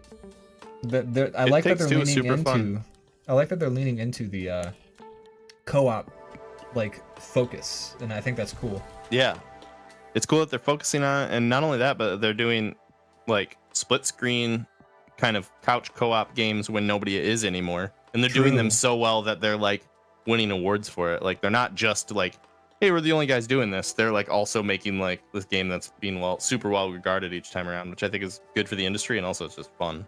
Yeah, absolutely. It's nice to see. That's cool. Yeah, it's nice to see encouragement of like different ways to play. Like that is always, I think, a benefit. Yeah, that shall. Would you like to take a little 3-minute break, and then when we come back, I have some media I've engaged in that I want to talk about a little bit. Awesome. That sounds great. I've engaged in media. It's just a very interesting way to talk about. I watched a movie. Yeah, well, it's Brandon. What form of media have you engaged with? Tell us after the break. Whoa! Consumed media. Yeah. Come back in 3 minutes, and I'll let you know. All right. We'll be right back. I did that ba-bow noise, and I just remembered the sound that Blue makes in Blue's Clues, where it goes ba-ba-bow. That is what you did. I was. Yeah. Ba-ba-bow. Ba-bow. Ba-bow. Whoa, Blue! A clue! Ba-ba-bow. Wow! My dirty laundry! Ba-ba-bow. Detergent! The dirty laundry has a face and sings a song too. Yeah. Hello, Steve. I'm Stinky Sock. Yeah. So, what clues could Blue leave us? Dirty laundry, detergent, washing machine. Maybe Blue wants me to make a recipe in the washing machine with Mr. Detergent. No, that's not it. Maybe Blue. Blue, I'm stuck in the washing machine. Oh, no. First of all, it's a dryer. Oh my god. Yeah, what are you talking about, Ian? I don't know what you mean. What are you referencing? Nothing. I forget if it was. I think Welcome it was. back, everyone. Welcome back, everyone. I remember the one time I drew a minion stuck in a dryer, and the other minion. Jesus. Man, that might have been Lord Spew, but I remember drawing something minion related like that. I think I might have drawn a still minion. Allow us to have a show. I might have drawn a minion sitting on a couch with a bunch of grooves standing behind him. Oh my god. I'm not sure. I forget which one I drew. I did one of them and it was terrible. Same. Because it was just very funny. It was just very funny. That was before AI could make all that unfunny for us to make. Yeah. Yeah. I saw some video and the guy brought up a good point where he's like, before, the funny thing about drawing Mario kissing Shrek was that it took somebody hours to draw that. They spent their afternoon making that. Yeah. When an AI just makes it happen, it's not nearly as funny. And I was like, No. God damn it! I hate that. He's right. No. Yeah, the human element is what makes all the stuff fun. Yeah. not even just funny. It's not all about comedy, but like when it comes to art, I feel like the human element is usually what makes any of it interesting. Yeah. So like the second that it's like scrubbed clean of that, it kind of, at least for me. I mean, there's For a lot me, of normies that are still like they're amening in the chat for all the AI, but yeah. I like my coworker. if that- My coworker at work, like if I talk to him about directors or actors, he doesn't.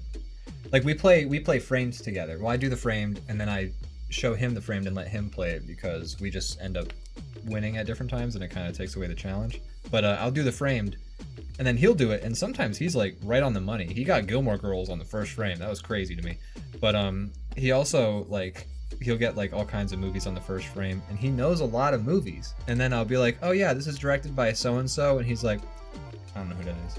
Like if it's not Kevin Costner, like he does not know or Jason Statham, he does not know who the actor or director is, and it's wild because it's like I'll talk about like he'll say like, oh yeah, my favorite movie is this, and I also love this movie, and I'm like, well that makes sense, they're both by the same director. He's like, I don't know who that guy is, and I'm like, it's because I think that's probably the average. That's my person assumption. Doesn't Yeah. really pay attention Yeah. to what's happening behind the scenes. That's the normie take. Is We're like, just kind of nerds a little bit. Yeah, like it's interesting because it's like I can't blame algorithms on Bill's way of being because he does not use TikTok or anything like that. But it's like there's a lot of people who like they want to be fed their next choice of content, Mhm.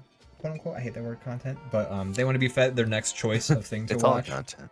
It's all content down here, baby. And they don't want to like choose, and like choosing what you want to watch next does require, especially if you want to make an informed choice, like knowing a bit more. Like I know who directed what movie because I'm like, wow, what a great movie. I would love to see what that person made next. And then I can go and I can watch that and be like, wow, this person made this movie. I'm expecting a certain standard of quality because I've seen them make blank, blank, and blank. Yeah. Totally. But like, if you just sort of go through life and like the movies you watch are like, oh, the Marvel movie or whatever, like Bill does not want to watch a movie where he has to think. Bill has specifically told me he just wants to watch a movie that's fun action to watch, and I'm like, okay. I think that's the majority. It is. He loved Kraven the Hunter. Bill loved Kraven the Hunter. And I'm like, you're realize that literally was the out. only one, Bill. But it might He be loved coming. Madam Web. I don't know if anyone can. I don't think even Bill would like that movie. Oof, boy, No. that one was rough. God damn. But anyways, like, a movie about thoughts and feelings, like Bill does not want to see. he's like, he wants the action, and I'm like, that's probably the majority of people. Is like, that's I like think it is. the people who want to think when they watch a movie, and the people who pay attention to like who directed, who did cinematography is an even smaller number. We're a fraction of it. It sucks, but it's the truth. I don't know what to say about that. I mean, you can be an expert on any number of things. You just have to be interested in it. And so, like, some people just aren't interested in that kind of thing. This is true. But I'm sure they have a lot of knowledge on something that we would probably be totally uninterested in as well. So Yeah, I mean, I don't know. You give It's, a mechanical whatever. device to Bill, and he can fix it. Like Bill has been a mechanic his entire life, like since he was 12. yeah, And you could like, argue that's a way more useful knowledge to have than who directed this. I certainly would. Yeah. Like, hey, did It's you know more John? functional knowledge. You can use it for something. Did you know John McTiernan directed both Die Hard and Rollerball? No, Ian, shut up. Go to bed. Okay. Yeah. Okay, so on that note, let's play a game. Let's play a game. Woo! Yay. We should rig up a wheel that we can spin on camera in the should, future, yeah. but until then, you have yours. I'm gonna use this hand for a second. Oh, who Crazy did it? Kyle resubscribed for 6 months Whoa! at tier 1. Oh my god. Alyssa and I say 54 hi, months. he says. I told her about how Alyssa really wanted to take us to dinner at some point. Or not take us to dinner, because that implies. We knew what you meant. Yeah, we know. Yeah. But, Can I come? I gotta use my... I'm a little light on cash. Sure, Brandon, you can come. Thanks. He's got to teleport over. Yeah. Kyle says no, but I'm going anyway. Sorry. Oh, okay. There you go. That's the proper answer. Dang it. All right, fine. I'll just sit at a table across the restaurant and stare at you guys. There you go. Just literal binoculars, like. Yeah. Yeah. All right. So I'm pulling up the list. And then Kyle. Oh, Kyle put In the meantime, I played and watched some things in the past week. First Tell off, us about the one those. that has less to talk about. I'll start with that because I feel like the other one's going to like be a little bit more of a conversation. But so today I tried out Power Wash Simulator on the Quest, and Yes. in VR yeah. I have to say Sorry, you're very on the money though. Sorry. Go ahead. I was just saying that I've played Power Wash Simulator on the Quest, and I feel like VR power washing is the way it was meant to be played. Yeah. Yes. I'm up in there, you know. I'm like, I feel like I'm actually washing things, you know. I had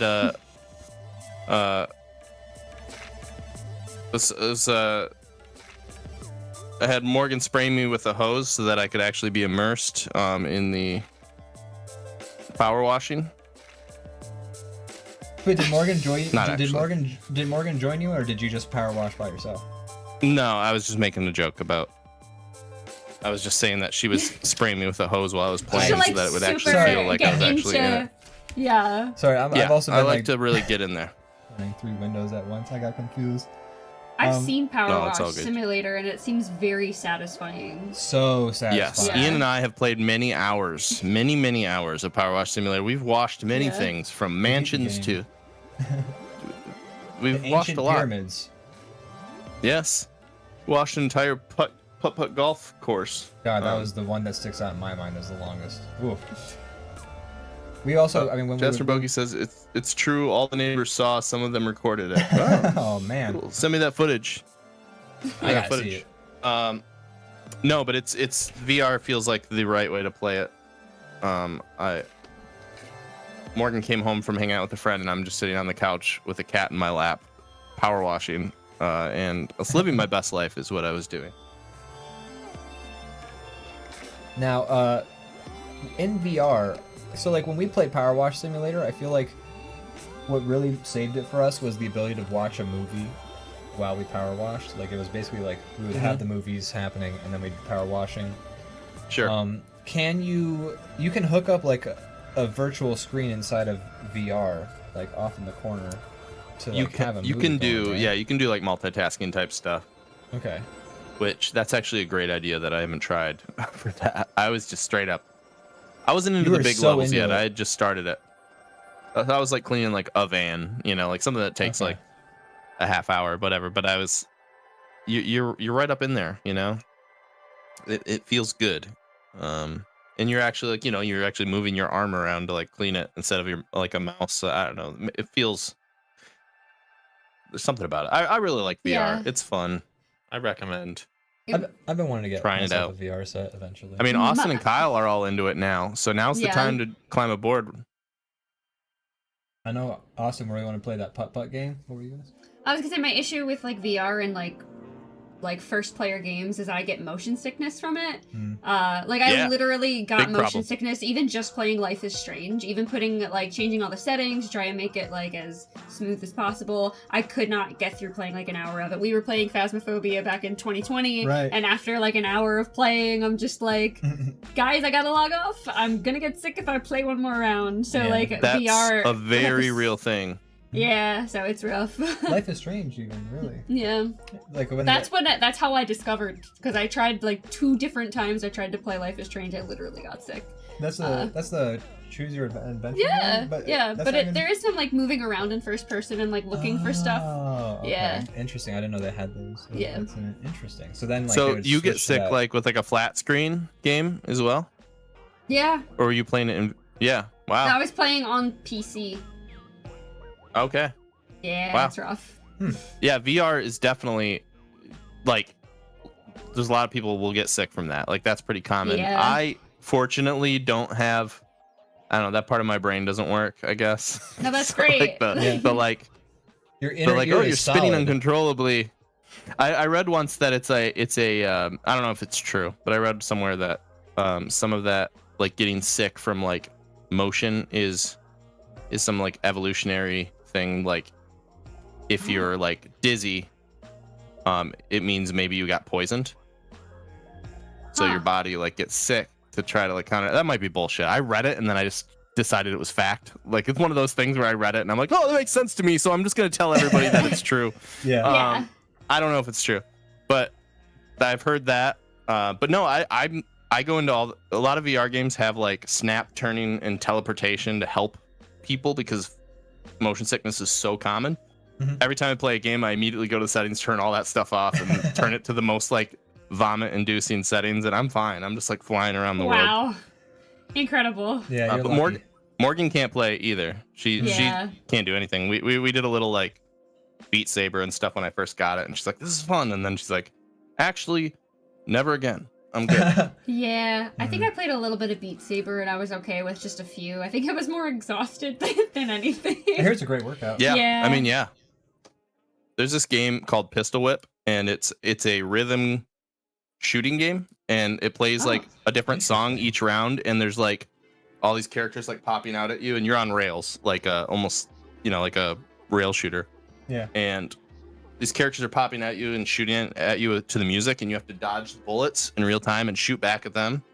And if you like do it to the rhythm, you get like more points. But I did that one time, and you're ducking and like dodging bullets and doing this stuff, and you're doing squats the whole time. And I played that for a couple hours, and I like the next day I almost couldn't walk because I did it like so intensely. It's a lot of like real exercise in some of those games. I'd play that. It's pretty, yeah, it's awesome. I like that kind of stuff. I need better space for it. I tried to do it recently in here, and I think I like punched the file cabinet behind me pretty hard, and I'm like, all right, we don't play this for now. Yeah. The lighter games, the putt-putt golfs.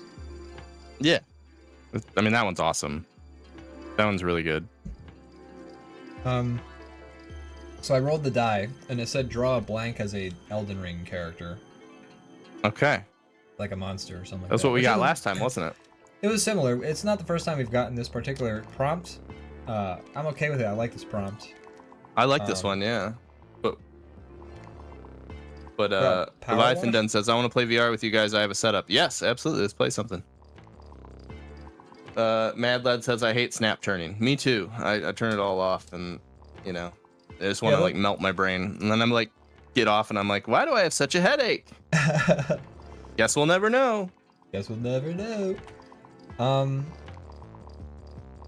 What should we draw as an Elden Ring monster? A power washer? So the next thing I was going to talk about, maybe it could be something from that. Although there already are some Elden Ring-esque monsters in this. Me and Morgan started, and I will say started. We didn't finish it yet, but we started watching we watched Lord of the Rings, Fellowship of the Ring. No way! Which Oh, I wow. still hadn't watched Finally. as a grown man. And yeah, I'll talk about So that some. I don't know. you've We seen picked the something first from one? that, but I don't know what we watched it. We watched half of it so far, and then it's a 3+ hour movie. So Yeah. I was starting to get a little snoozy, and I'm like, not because of the quality of the movie, just because I get comfortable watching a movie. But Yeah, I can be the same way. Yeah, I'm like 9 Yeah, narcoleptic but- because if I get comfortable, I just fall right to sleep. yeah, we turned it off because I was enjoying it so much, and I'm like, I don't want to sleep through any of this. But yeah, I don't know if that's a good prompt for this because everything already is kind of fantasy. Yeah, Elden Ring is kind of like, they're very much like, Adjacent. yeah. It's already. There's like spots where I'm like, oh, you were super influenced by Lord of the Rings, Elden Ring, and that's fine. Like that's fair, but you know, It could be like a power wash theme. That could be fun. Power wash monster, Cupcake. I'm joking. cupcake monster. Cupcake monster. I mean, I think I've done that on the show like multiple times. Yeah, actually. yeah. I like to something about turning food into monsters. I've done it many times throughout the years. I Okay, mean, I I'm have down to do power wash unless So you want to here- do something different. Here's an idea. Okay, and I'm looking one down from the what the dice landed on. Look through your Jackbox Quiplashes and draw one of them. I don't know if that would be any fun. That'd also just be like a lot of looking through Quiplashes for a while. That's true.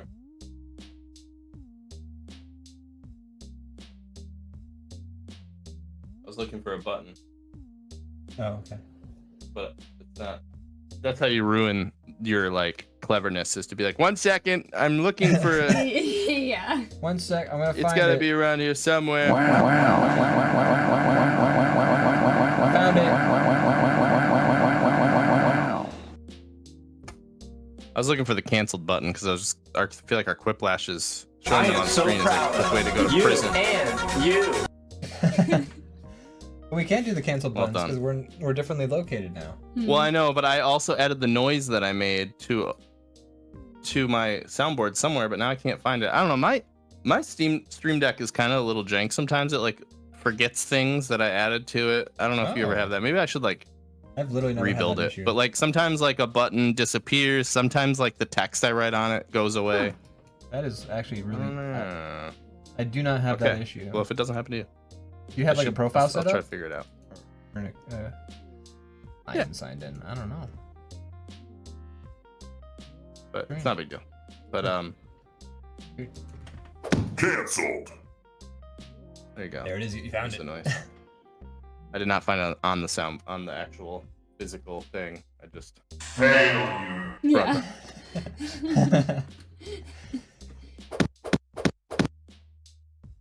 Cancelled. Having it Yeah. kind of funny. It's a good set. You made a nice whap sound on it. Thanks. I combined 3 noises. There was a stamp, a whip, and a like reverb like stamp. Nice. Cancelled. Yeah, You did a good job. for sure. Thanks. All right. So what do we draw on? You were telling me like thing down from it, and then I. Oh, the Quiplash thing, but I decided. Oh that... yeah. That'll get us canceled. Well, no, it'd just be a lot of looking through Quiplashes before we ever find one that we're like, oh, I can actually kind of draw this. Yeah. All right, I'm gonna draw a power washer monster. Okay, you already wrote it up there. Okay, perfect. Mhm. All right. The I have ideas. I think this will be good. So, Brandon, last week Yes. we talked about how we watched a movie, Mm-hmm. and then we never actually talked about it on the show. And then We almost just did it DrawBomb again. DrawBomb After Dark, I was like, wait, I want to talk to you about this movie. And then I was like, but wait, I got to write this to-do list. And then we never ended up actually talking about the movie again. What was the movie? You're cordially invited. Yeah.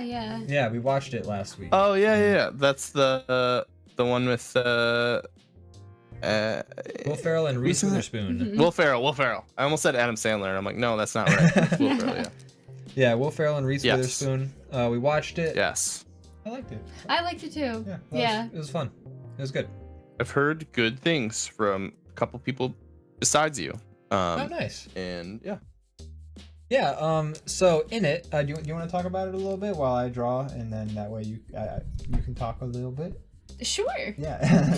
you know, as much as you want. Give to, us the synopsis, As much Gianna. as you want to describe. Oh, the a movie. synopsis off the top of my head. No, so, you don't have to give us the whole. You Okay. don't have to give a whole. Yeah. Whatever you're comfortable with.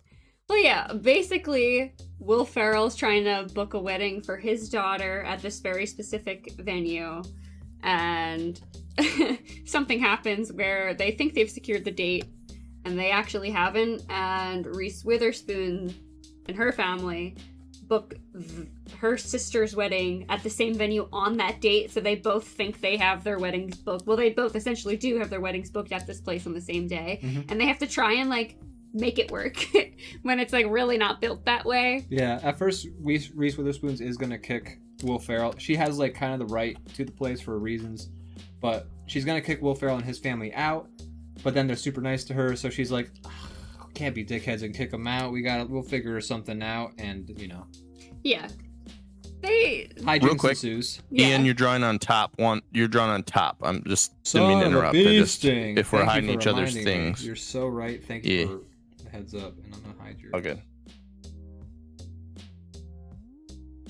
But yeah, so then they have to host their weddings together, and you know, the usual hijinks ensue sort of situation. Right. There ends up becoming a bit of a rivalry between them and some sabotaging of weddings because of gossip and accidents and and then individual family stuff just causing more drama. Yeah. And all the comedy beats I feel like hit really well. Yeah, It didn't feel forced in any way, which can really comedy movies can sometimes like feel like they're really trying to be funny here, Yeah. but like I feel like it was pretty effortless with this one. Yeah, I felt like it was funny in surprising ways, Yeah. and in ways that I genuinely appreciated. Like with the way that like humor that didn't feel particularly outdated, and humor that also felt like it felt current without feeling like there's a lot of times where like people would joke about like, you know, modern technology or like social media or something like that, and it'll feel very much like you're a 60-year-old man writing about social media right now, like, Yeah. you know. But this movie felt a bit more accurate.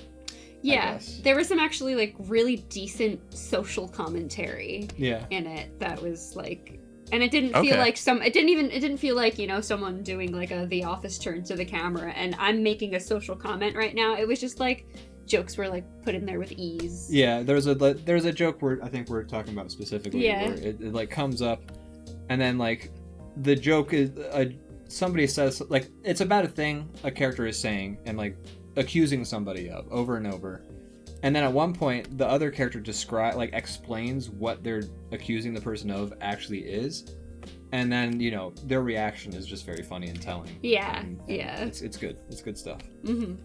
Nice. You know, it's funny. I feel like there aren't really many. Maybe this is me just like not watching a lot of new like theater movies and like being a little out of touch, but it feels like they're just not comedy movies anymore. Really? Yeah. They don't make a lot of them. Like it used to be like 3 of the movies in the theaters during the 2000s were always a comedy movie, and they just like roll them out, and it just doesn't really happen anymore. I'm not saying those were all good, but it was just there was a lot of them. I'm trying to think of like now they're kind of like it doesn't happen much where it's just like. Even like most comedic actors are doing like TV or dramas when it comes to movies. Yeah, like the last. So like, yeah, I'm trying to think of like the last time I've seen the last comedy movie I saw, and like this movie came out in streaming. The one I'm about to talk about came out in streaming, but I watched Quiz Lady, which is it's like Awkwafina and Susan Ho and or is that her name? Susan? Oh yeah, I remember you saying you like that. Is her name? Who's the lady from Ever All at Once? I know who you're talking about.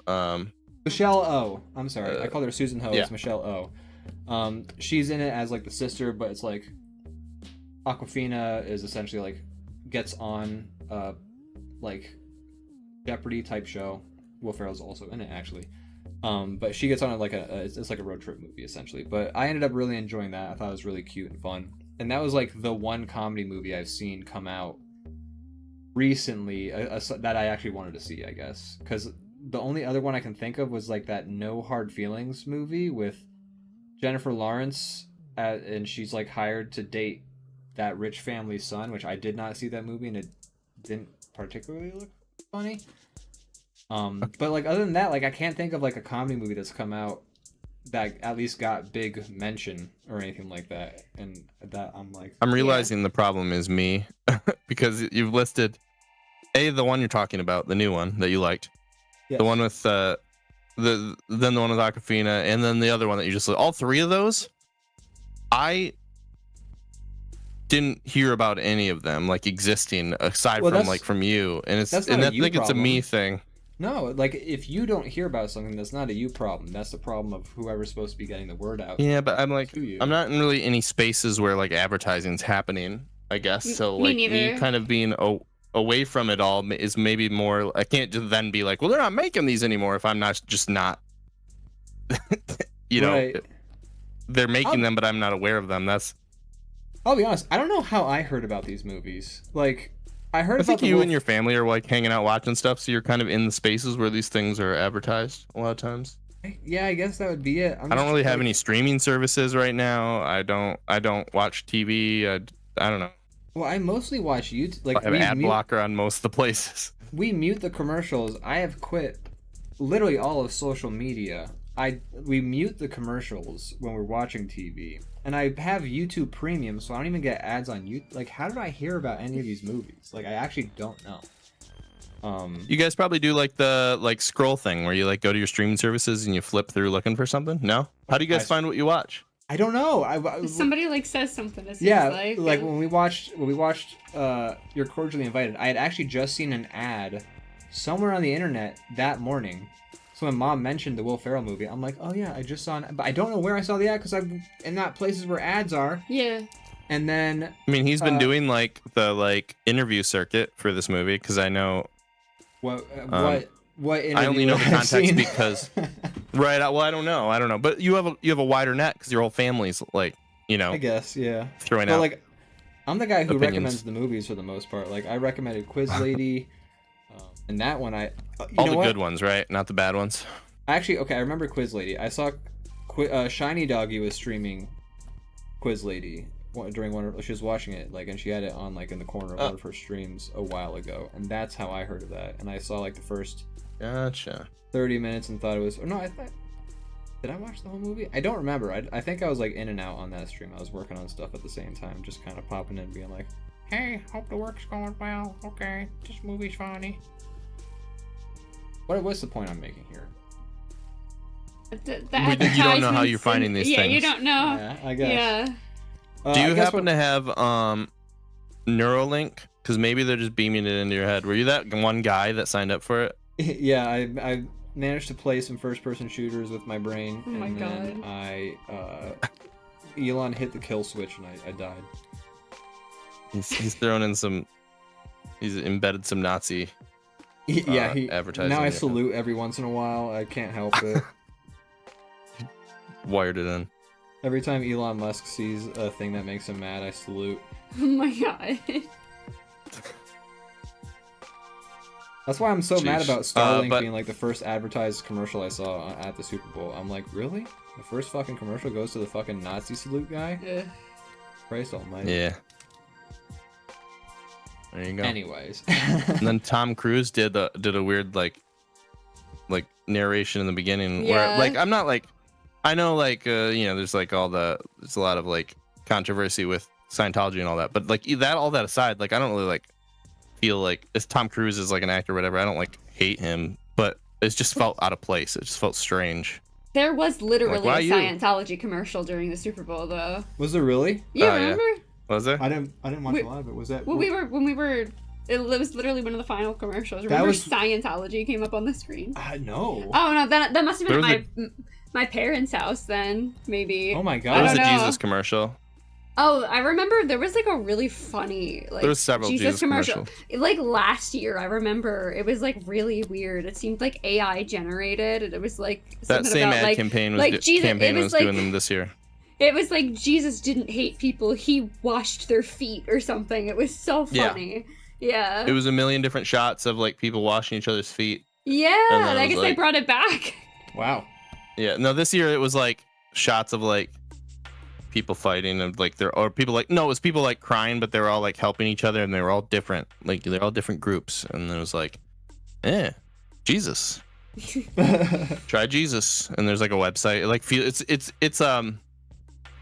It feels especially weird because it's feels so much like a normal commercial. It feels so much like a commercial. It's commercial structured. So it's it feels it is an advertisement, but it's weird when religion is the thing they're advertising. Yeah. It's click this link to learn more.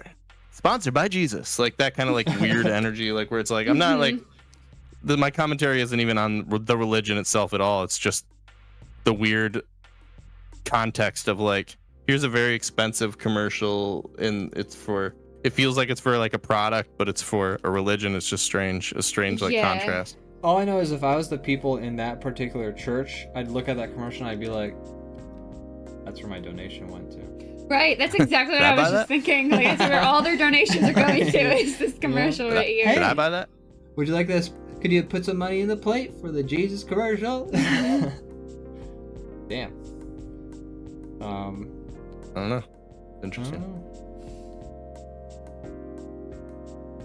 But yeah, Crazy commercials. I'll tell you what. But yeah, it started the point I was starting with was Tom Cruise starting the whole thing, and he's like, every so often in football, there comes a team that sets the bar higher than you. And it's like, what do you have to do with football? I don't like. I'm not a football guy, so I'm not like here to like gatekeep. But it's just, why you? Like, and I don't even hate Tom Cruise. It just felt weird. I'm not the biggest Tom weird. Cruise fan. His face makes me mad. Yeah, I'm not a big fan either, but I'm also not like, I see his face and I'm like, Why does his this face fucking make guy. you Well, mad? maybe a little bit. I don't know. Is it because he has Yeah, a, his tooth, face is a tooth in the center of his face? Wait, he does. That's a thing. You've never seen that meme? No, that's gonna ruin. You'll Tom never Cruise unsee even it more now. for me. Yeah, he had. If you like, I swear to God, if you Google like Tom Cruise tooth in the middle of his face, like on Google Images, it'll come up. There'll be a picture of him, and there'll be like a line down the center of his face, and there's a tooth in the, like his like front teeth are like off center. I hate to like I think make his fun face- of, I but gotta type like this in. I think the reason that it draws attention is because it's like his whole like my identity God. is like, look how handsome I am, you know. So that's why it's like a kind of a funny thing, I think. it's in the center. But Interesting. I think mean, his as- face is unsettling because he's like, I think he's in his like mid to late 60s, and that's he not how looks not real. you should look. You should look like a weird plastic man. This image has been going around for decades of Tom Cruise, I feel like. It's in the center. Ah! That's great. The whole Why did you do this to me? I'm sorry. I hate this. Yeah, I'm not a big fan. No, but I don't know why he makes me mad. But I will say He is weird. I guess one thing, like when I think of why Tom Cruise makes me mad, I think of the movie, and this feels like that Starlink commercial. Have you ever seen the movie Oblivion? No. I think so. So Oblivion's like this sci-fi movie where Tom Cruise lives in like a mansion in the sky, but like he's like, it's like his government ordained mansion in the sky, and he actually like, his job is like he goes to like post-apocalyptic Earth and like grabs salvage and like takes it back or some shit like that. But the first scene in the movie is he's on the radio with like his helper lady, walkie-talkie lady, and he's like telling about like, he's like, wow, this is the field of that baseball game number blah blah blah blah blah. And she's like, Oh, I have "Oh?" seen that movie. And he's like, yeah, win this game, just imagine. And he's like telling like a recap of the events of this sports ball game. Mhm. And the whole time I'm watching it, I'm just like, shut the fuck up, you annoying fuck. And That's that's so aggressive. Yeah. and yeah, that's my experience of Oblivion. I watched the rest of the movie. It was, you know, it was whatever, but good visuals, but like whatever movie. But yeah, Tom Cruise talking about that sports ball game in the beginning. Maybe I'll just find that scene. I need to watch this scene again. I've been obsessed with this It scene is like, for a long time. I know you're talking about. I don't remember anything about that movie, but I remember that scene. It was the first scene in the movie. It's so weird. It's kind of cringe because it's like, I don't know, it's setting this like dynamic of like, hey, I'm just like a guy's guy. But Yeah. but he's not. He feels like an alien. Yeah. Oh man, I don't know if I'm gonna be able to find this fucking scene. Oblivion movie. Tom Cruise describes baseball.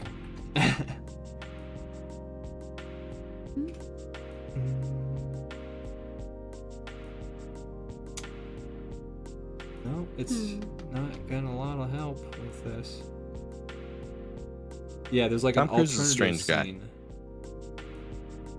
It's like an alternative to the opening scene, which is like the exact opposite of one. I want to watch the opening scene. The actual, not the Yeah. alternative. So let's try Tom Cruise Oblivion So like, Stadium. we found a way to make the movie bearable. We changed the opening. Yeah. Oh wait, oh. Speaking of Oh, it says deleted Oh, scene. go ahead. God damn it. It says deleted scene. Fuck. Speaking of alternate shit, so we were watching Lord of the Rings, and I was trying to find just the normal theatrical version, and it's like hard to find. Like it's the extended version everywhere you go, and I'm like, I don't need to make this experience longer, right? And also like I want to see just like kind of what the original thing was. Like if I'm like, this is so good, I want more, I'll do a deep dive where I watch the extended, but I want to watch like it edited the way that it was like designed and intended. Yeah. Yeah. The first time that feels right. That makes sense. And it was hard to find. It was hard to find like not the extended version. Really?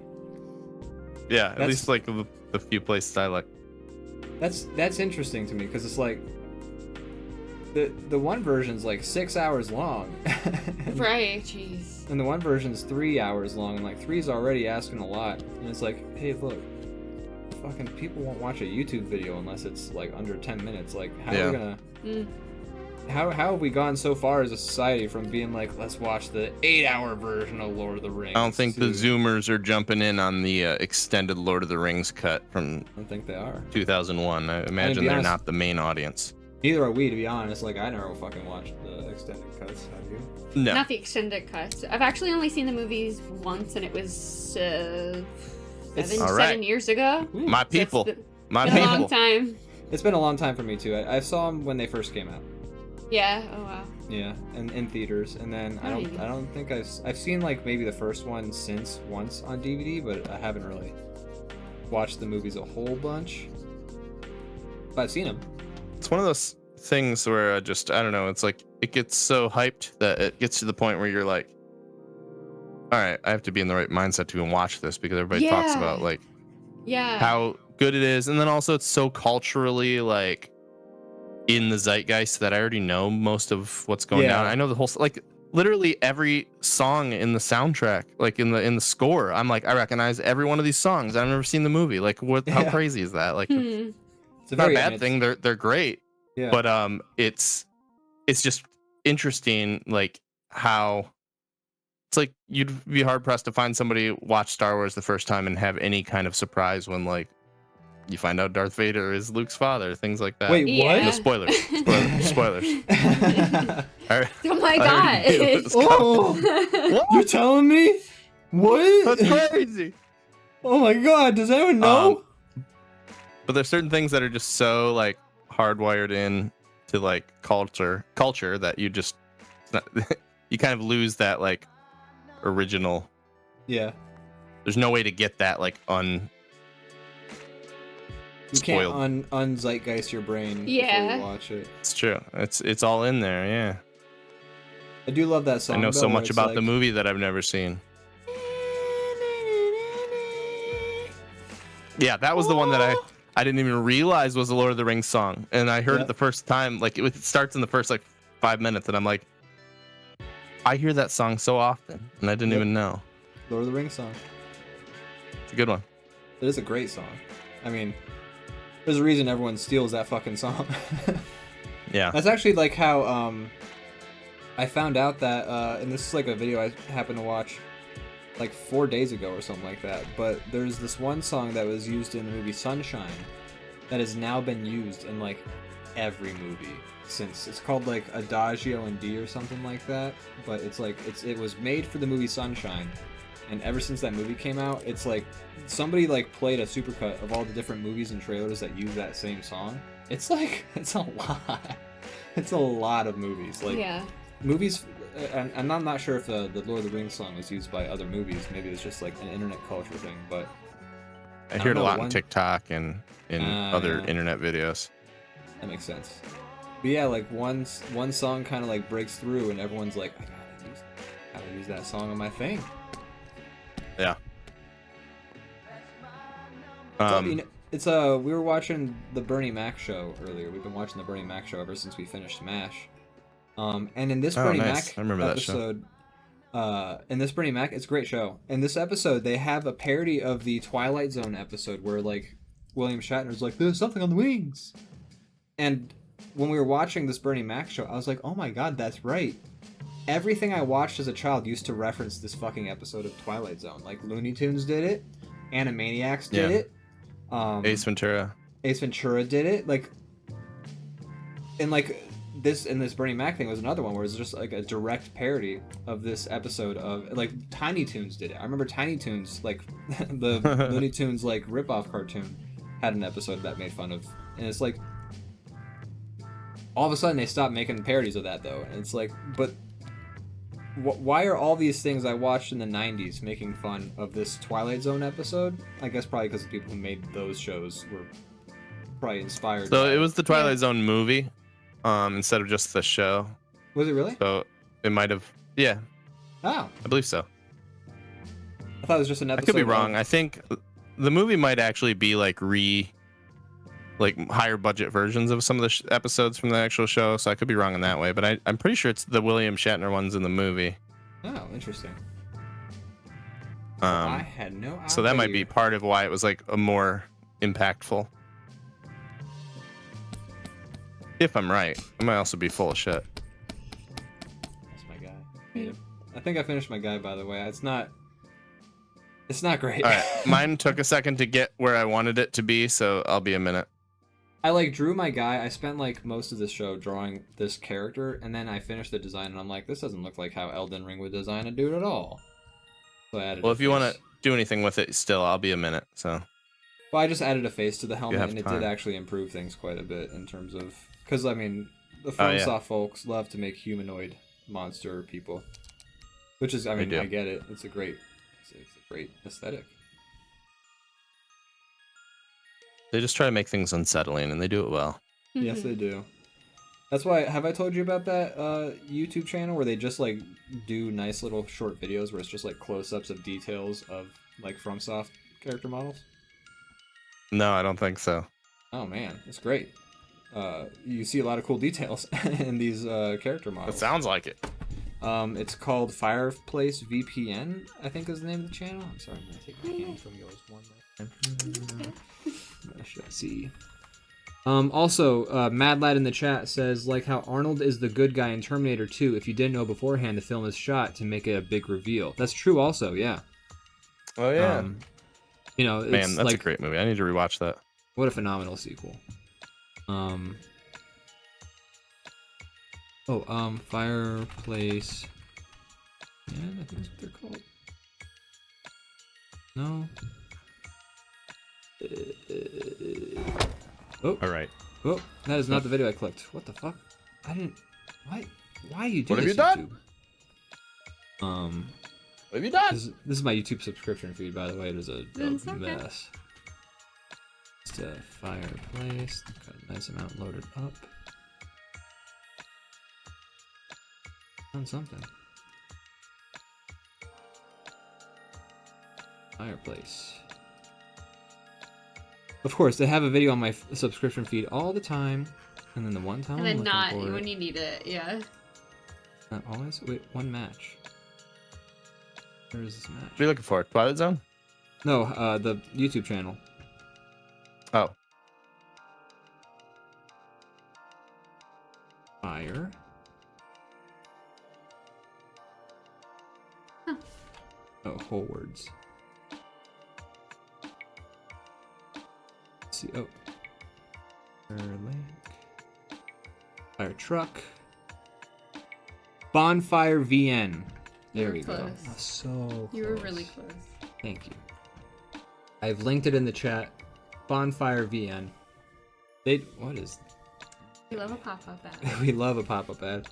But yeah, they do like videos of just like breakdowns of character models from soft games, and they're all very interesting and cool. nice. Check that out.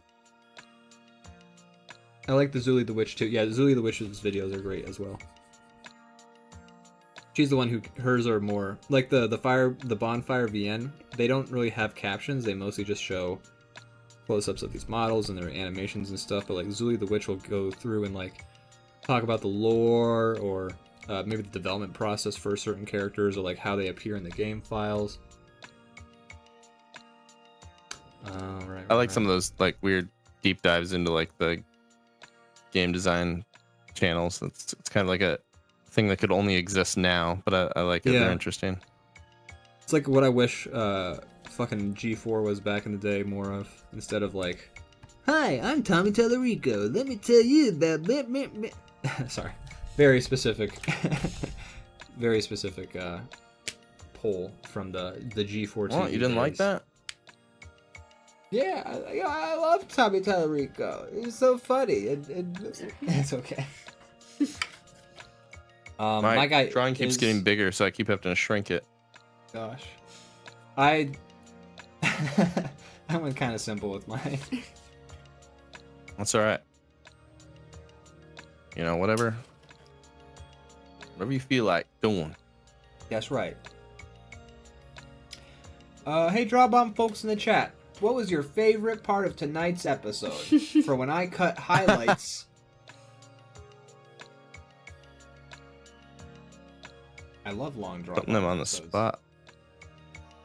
Long draw. It's probably past 10 o'clock. It's a little late, yeah. Oh my god. 10:20. Oh god. Meeting a new friend. Oh. It's all right. We go a little long sometimes. Oh yeah, I don't know if Leviathan met Yeah. me last week. Hi, Yes, hello. I'm his girlfriend. This is Giana. I'm Giana. She's my girlfriend. That is my name. Oh, I Not can- just Ian's girlfriend. Well, yes, yes. Yeah. I can prove she's my girlfriend. This too. is Why? my identity. He's my cousin. Oh, you're a cousin. Oh, cool. It's so nice to meet you. Don't forget to name your creations. Make it a good Elden Ring name. That is a great point. It needs to sound like super intense and formal. Yeah. This is not what it should be, but.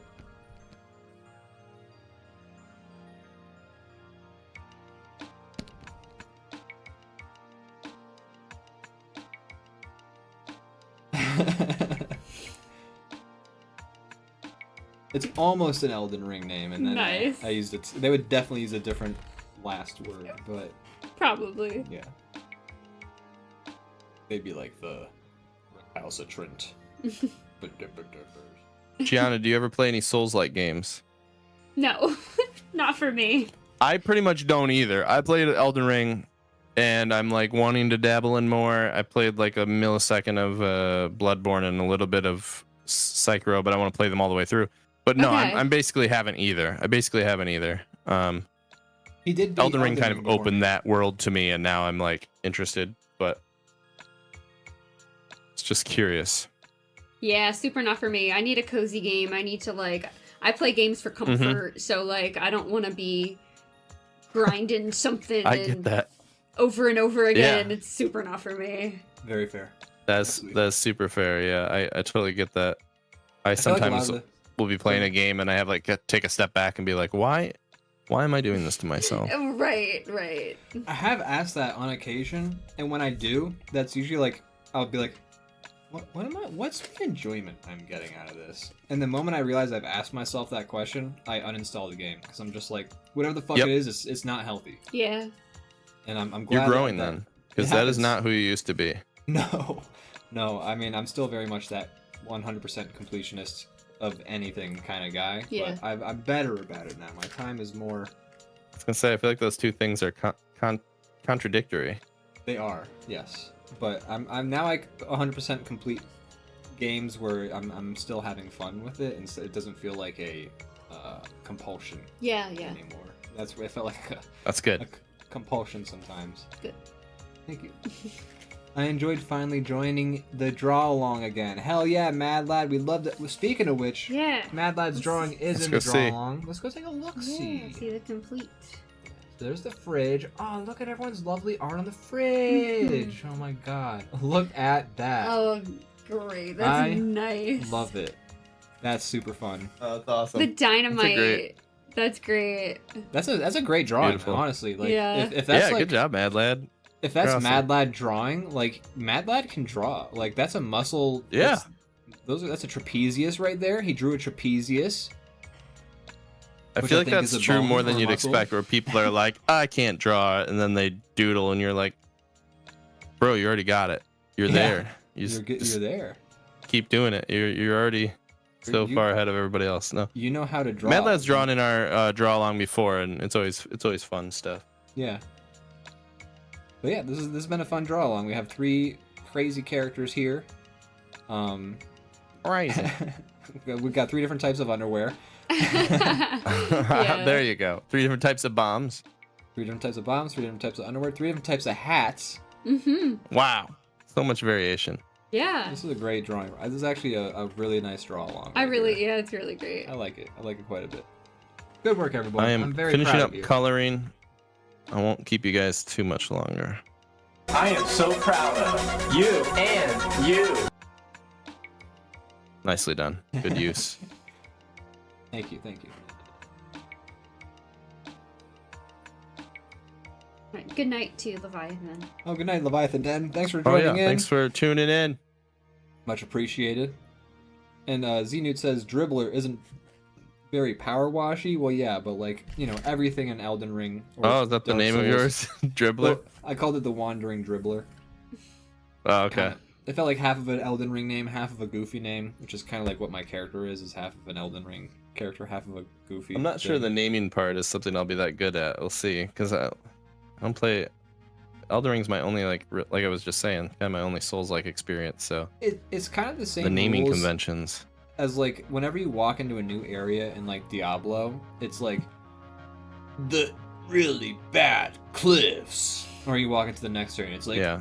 the insatiable swamp, and then you walk a little bit further, and it's like the really mean and bad desert, and all those different like it's just like Yeah. go to a thesaurus and look up like dead. Put a gross word in Yeah. in there.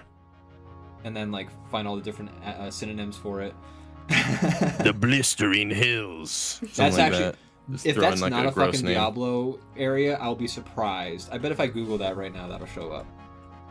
Probably is. So sorry. Just throw a weird medical like term in front of it. Let's go like Yeah. gross sounding, and then you're good to go. The Blistering Hills. The Blistering Root Hold is a dungeon in Diablo 4. Incredible. Like, So Blistering. Wow. You is got like, it. Close. Root Hold is Blistering. like Root Hold.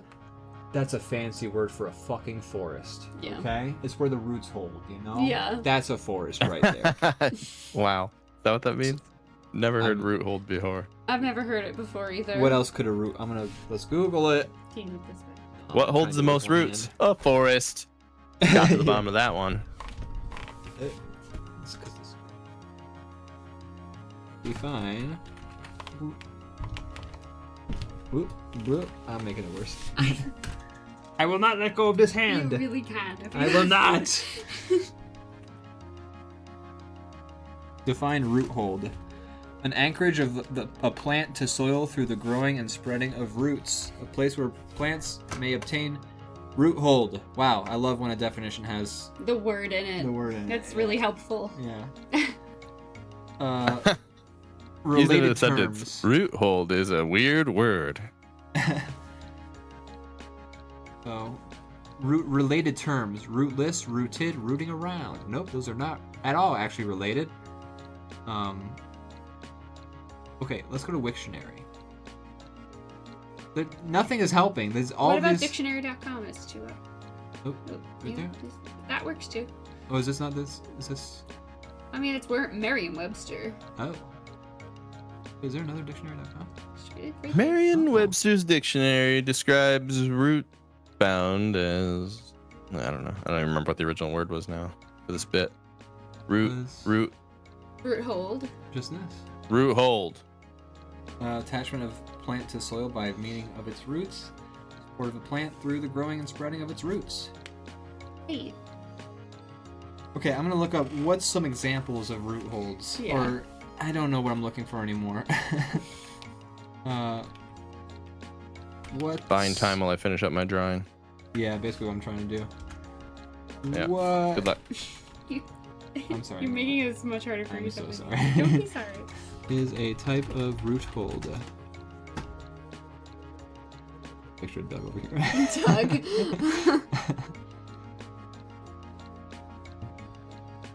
Not loading. Is my internet okay? Actually, very well, considering previous streams were sometimes like this will be at 20% drop frames. Oh wow. And I'll be like, what's even the point? What is a type Hey, of root hold? 20%, you know, you still get 75% of the show. Yeah.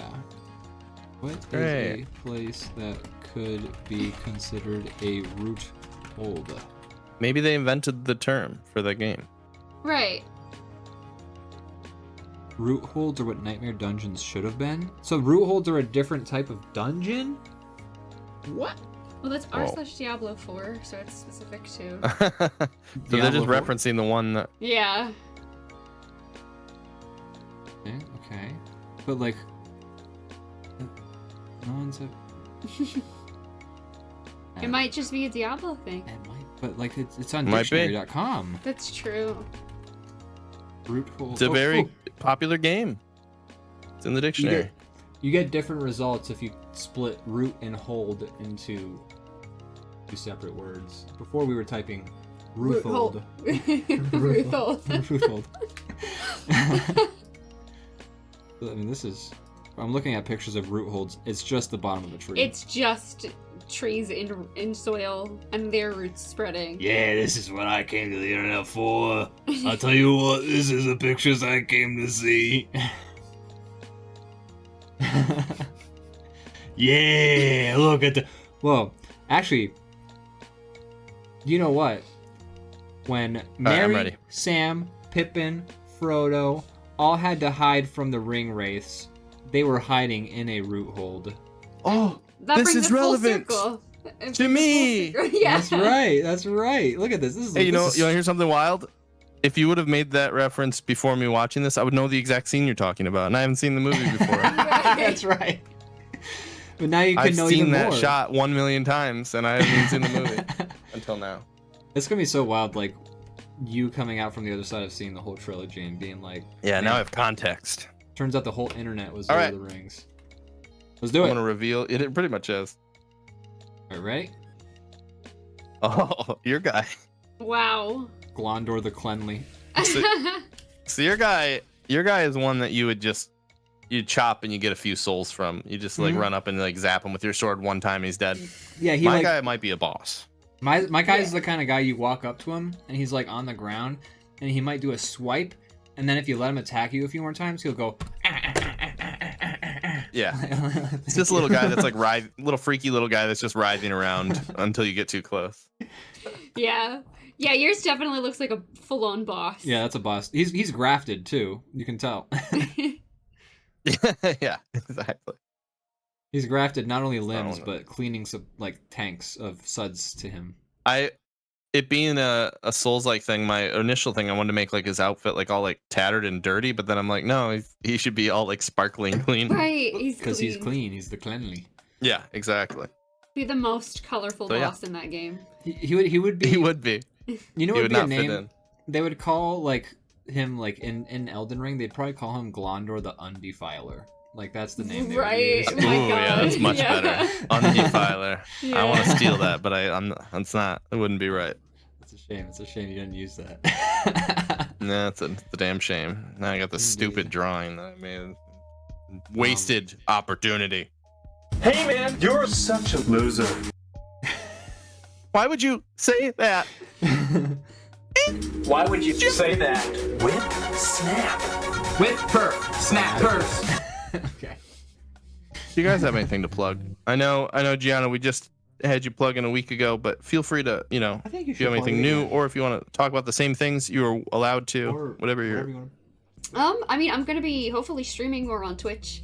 Twitch.tv. Amazing. Giana _ Luna _ that's Giana with one N. I have a podcast called Shoujo Sundae. We are an award-winning podcast. I forgot to say that last Hell week. yeah. We won a Signal Award That's in awesome. 2024 for Listener's Choice in the Recaps category. So if you're interested in shoujo anime, Shoujo Sundae. There's one more That's underscore. amazing. Oh. There's an additional underscore at the end. Yeah. Oh. Okay. Thank you, Like though. that? Yeah. That's me. All right. Disregard that last one. It's the new one, second guys. one. It's the new one. Well, that's cool. Yeah, Yeah. you're award winning, and you just streamed. You just got Yeah. offered to stream a demo for a game that's in Kickstarter right now. So we should Yeah. probably, promote the Kickstarter. Sure, yeah. There's this game called Snow-Kissed Romance. It's a very cute otome game, and Lovely Incorporated asked me to stream the demo, which I did on Friday night. So if you're interested in that, it's called literally one word Snow-Kissed and then romance. They It's have very a cute. Kickstarter. That's awesome. Yeah, I hope they get fully funded because it seems like a really, really, really cool game. Very cute. Awesome. I watched her stream it after she had finished streaming because I'm a bad boyfriend. No, you're not. I missed the stream because I'm a dumb. He's okay. Hey, I wanted Ian, to if it watch makes you feel any better, my wife does not watch this show hardly ever, so you don't have to feel guilty. Yeah, you don't. Yeah, he apologized. I'm like, it's okay. I felt so bad. It's okay. No. Yeah. And if you ever miss an episode of DrawBomb, I'll cry. Oh my gosh. What a Yeesh. response. Full man tears. Like, He'll Just take like- it very personal. Take it as a personal attack. That's yeah, right. at the end of the show, Brandon will be like, "Do you have anything to plug?" And he'll just fall apart. Like, she didn't show up.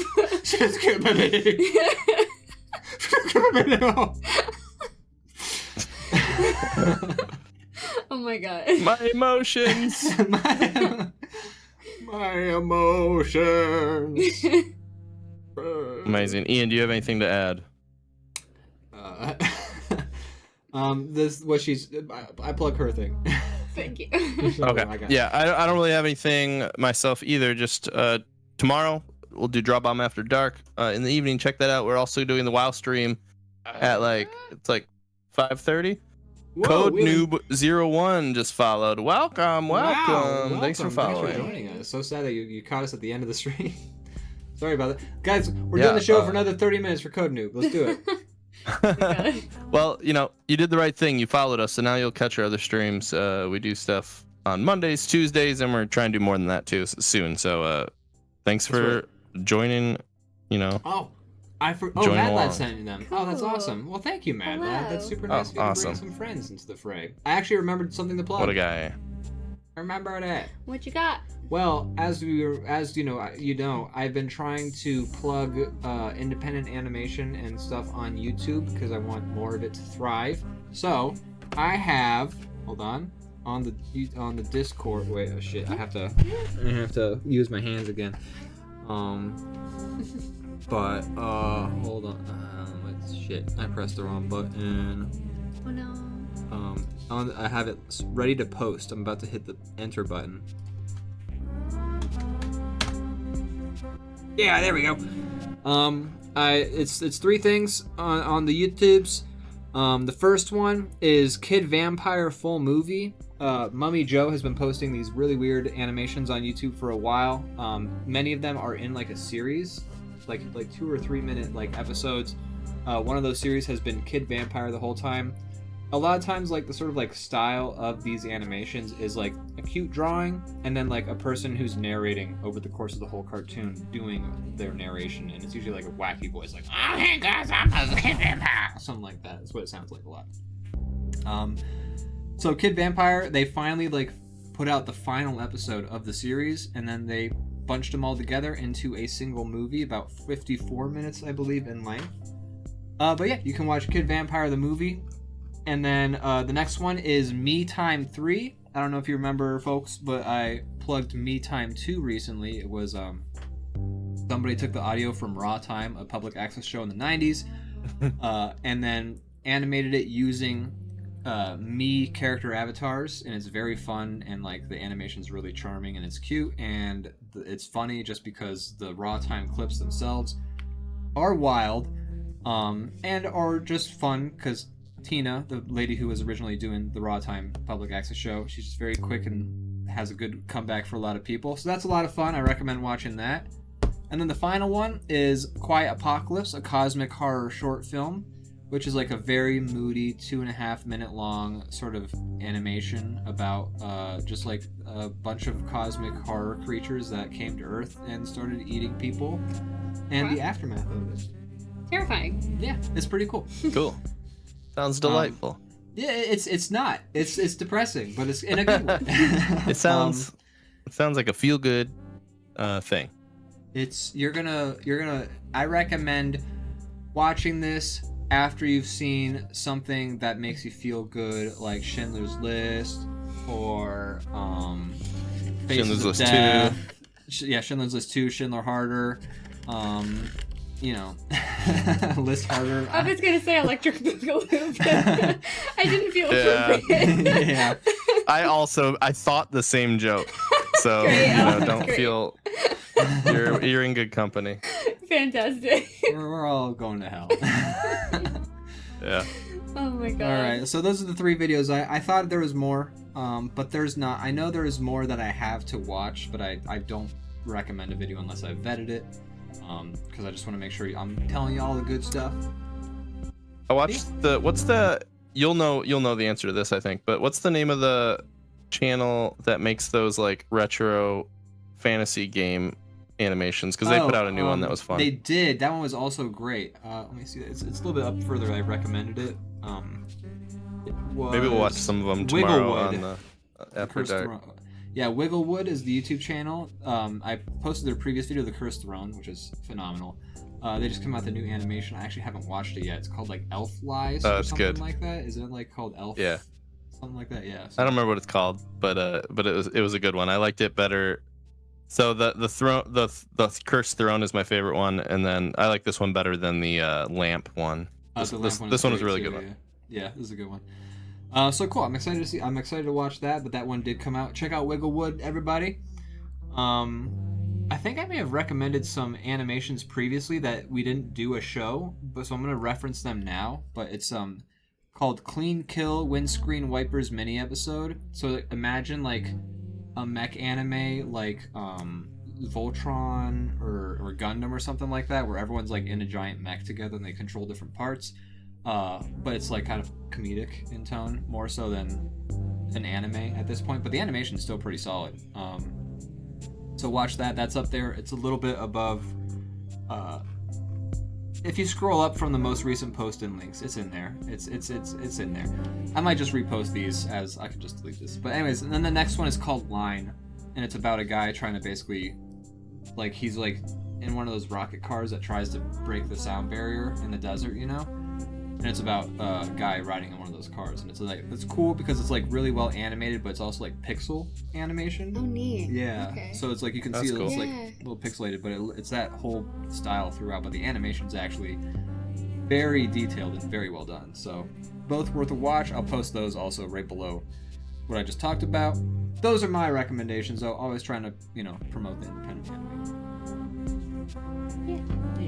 Hell yeah. Thanks everybody for watching the show. Mad Lad, welcome. Code Noob, Zero Z Newts, Leviathan Den, Crazy Kyle. Thanks again for the resub. Thanks everybody for tuning in tonight. Oh, and Jasper Boki. Yes. Thanks, I guess. Lotus Clock.